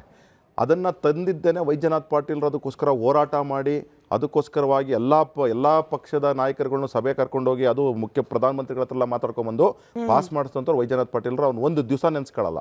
ಇದು ಕಾಂಗ್ರೆಸ್ ಪಾರ್ಟಿಯ ಕಲ್ಚರು. ಇಷ್ಟೇ ನಾನು ಮಾತಾಡ್ತಿರೋದು. ಕಾಂಗ್ರೆಸ್ ಪಾರ್ಟಿಯಲ್ಲಿ ಇವತ್ತು ಆಗ್ಬೇಕಾಗಿರ್ತಕ್ಕಂಥದ್ರೆ ಆತ್ಮಾವಲೋಕನ, ಆಡಳಿತ ಕುಸಿಲಿಕ್ಕೆ ನಿಮ್ಮದಿರ್ತಕ್ಕಂಥದ್ದು ಆತ್ಮಾವಲೋಕನ ಆದ್ರೆ ಮಾತ್ರ ರಾಜ್ಯದ ಕನ್ನಡಿಗರಿಗೆ ನ್ಯಾಯ ಸಿಗೋದು. ರಾಜಕೀಯದಲ್ಲಿ ನನಗೆ ಸಮಯ ಇದೆ, ರಾಜಕೀಯದಲ್ಲಿ ಗುಟ್ಟು ಬಹಳ ಹೊತ್ತು ಗುಟ್ಟಾಗಿ ಉಳಿಯೋದಿಲ್ಲ ಸರ್. ನಾಳೆ ಇಷ್ಟೊತ್ತಿಗೆ ಬಹುಶಃ ಯಾರಿಗೇನ್ ಸಂದೇಶ ಕೊಟ್ಟೋದ್ರು ರಾಹುಲ್ ಗಾಂಧಿ ಅಂತೇಳಿ ನಿಮ್ಮದೇ ಪಕ್ಷದ ಸೋರ್ಸ್ ಗಳಿಂದ ನಮಗೆ ಮಾಹಿತಿ ಬರುತ್ತೆ. ನೋಡೋಣ, ಚರ್ಚೆ ಮಾಡೋಕೆ ಅರ್ಹವಾದಷ್ಟು ಮಾಹಿತಿ ನಮಗೆ ಸಿಕ್ಕಿದ್ರೆ ಮತ್ತೆ ಚರ್ಚೆ ಮಾಡೋಣ. ಬಟ್ ಈ ಸಂಕ್ರಾಂತಿ ನಂತರದಲ್ಲಾದ್ರೂ DK ಶಿವಕುಮಾರ್ ಅವರಿಗೆ ಈ ಪ್ರಾರ್ಥನೆನೋ ಅಥವಾ ಪ್ರತಿಫಲ ಸಿಗುತ್ತಾ ಇಲ್ವಾ ಅನ್ನೋದಕ್ಕೆ ಜನ ಕೂಡ, ನೀವು ಕನ್ಫ್ಯೂಷನ್ ಇಲ್ಲ ಜನರಲ್ಲಿ ಅಂದ್ರಲ್ಲ, ನಮ್ಮ ವೋಟರ್ಸ್ ನೋಡಿ ಸರ್, ಅವ್ರು ವೋಟ್ ಹಾಕಿರೋದು 42% ಜನ ಹೇಳ್ತಿದ್ದಾರೆ DK ಶಿವಕುಮಾರ್ ಅವರಿಗೆ ಫಲ ಸಿಗಬಹುದು ಅಂತ ಹೇಳಿ, 51% ಜನ ಇಲ್ಲ ಅಂತ ಹೇಳ್ತಿದ್ದಾರೆ. ಜನರಿಗೂ ಗೊಂದಲ ಇದೆ. ನಿಮ್ ಪಕ್ಷದಿಂದ ಒಂದು ಸ್ಪಷ್ಟವಾದ ಉತ್ತರ ಸಿಕ್ಬಿಟ್ರೆ ಹೈಕಮಾಂಡ್ ಅನ್ಕೊಂಡು ನಾಳೆ ಹಬ್ಬ ಆರಾಮಾಗಿ ಮಾಡ್ತಾರೆ ಸರ್. ಎನಿವೆ ಇವತ್ತಿನ ಚರ್ಚೆಗೆ ಸಮಯ ಇದ್ದಿದ್ದಷ್ಟೇನೆ. ಥ್ಯಾಂಕ್ ಯು, ಧನ್ಯವಾದ ಎಲ್ರಿಗೂ ಚರ್ಚೆಯಲ್ಲಿ ಭಾಗಿಯಾಗಿದ್ದಕ್ಕೆ. ನೋಡ್ತಾ ಇರಿ ರಿಪಬ್ಲಿಕ್ ಕನ್ನಡ, ಇದು ನಿಮ್ಮ ಧ್ವನಿ.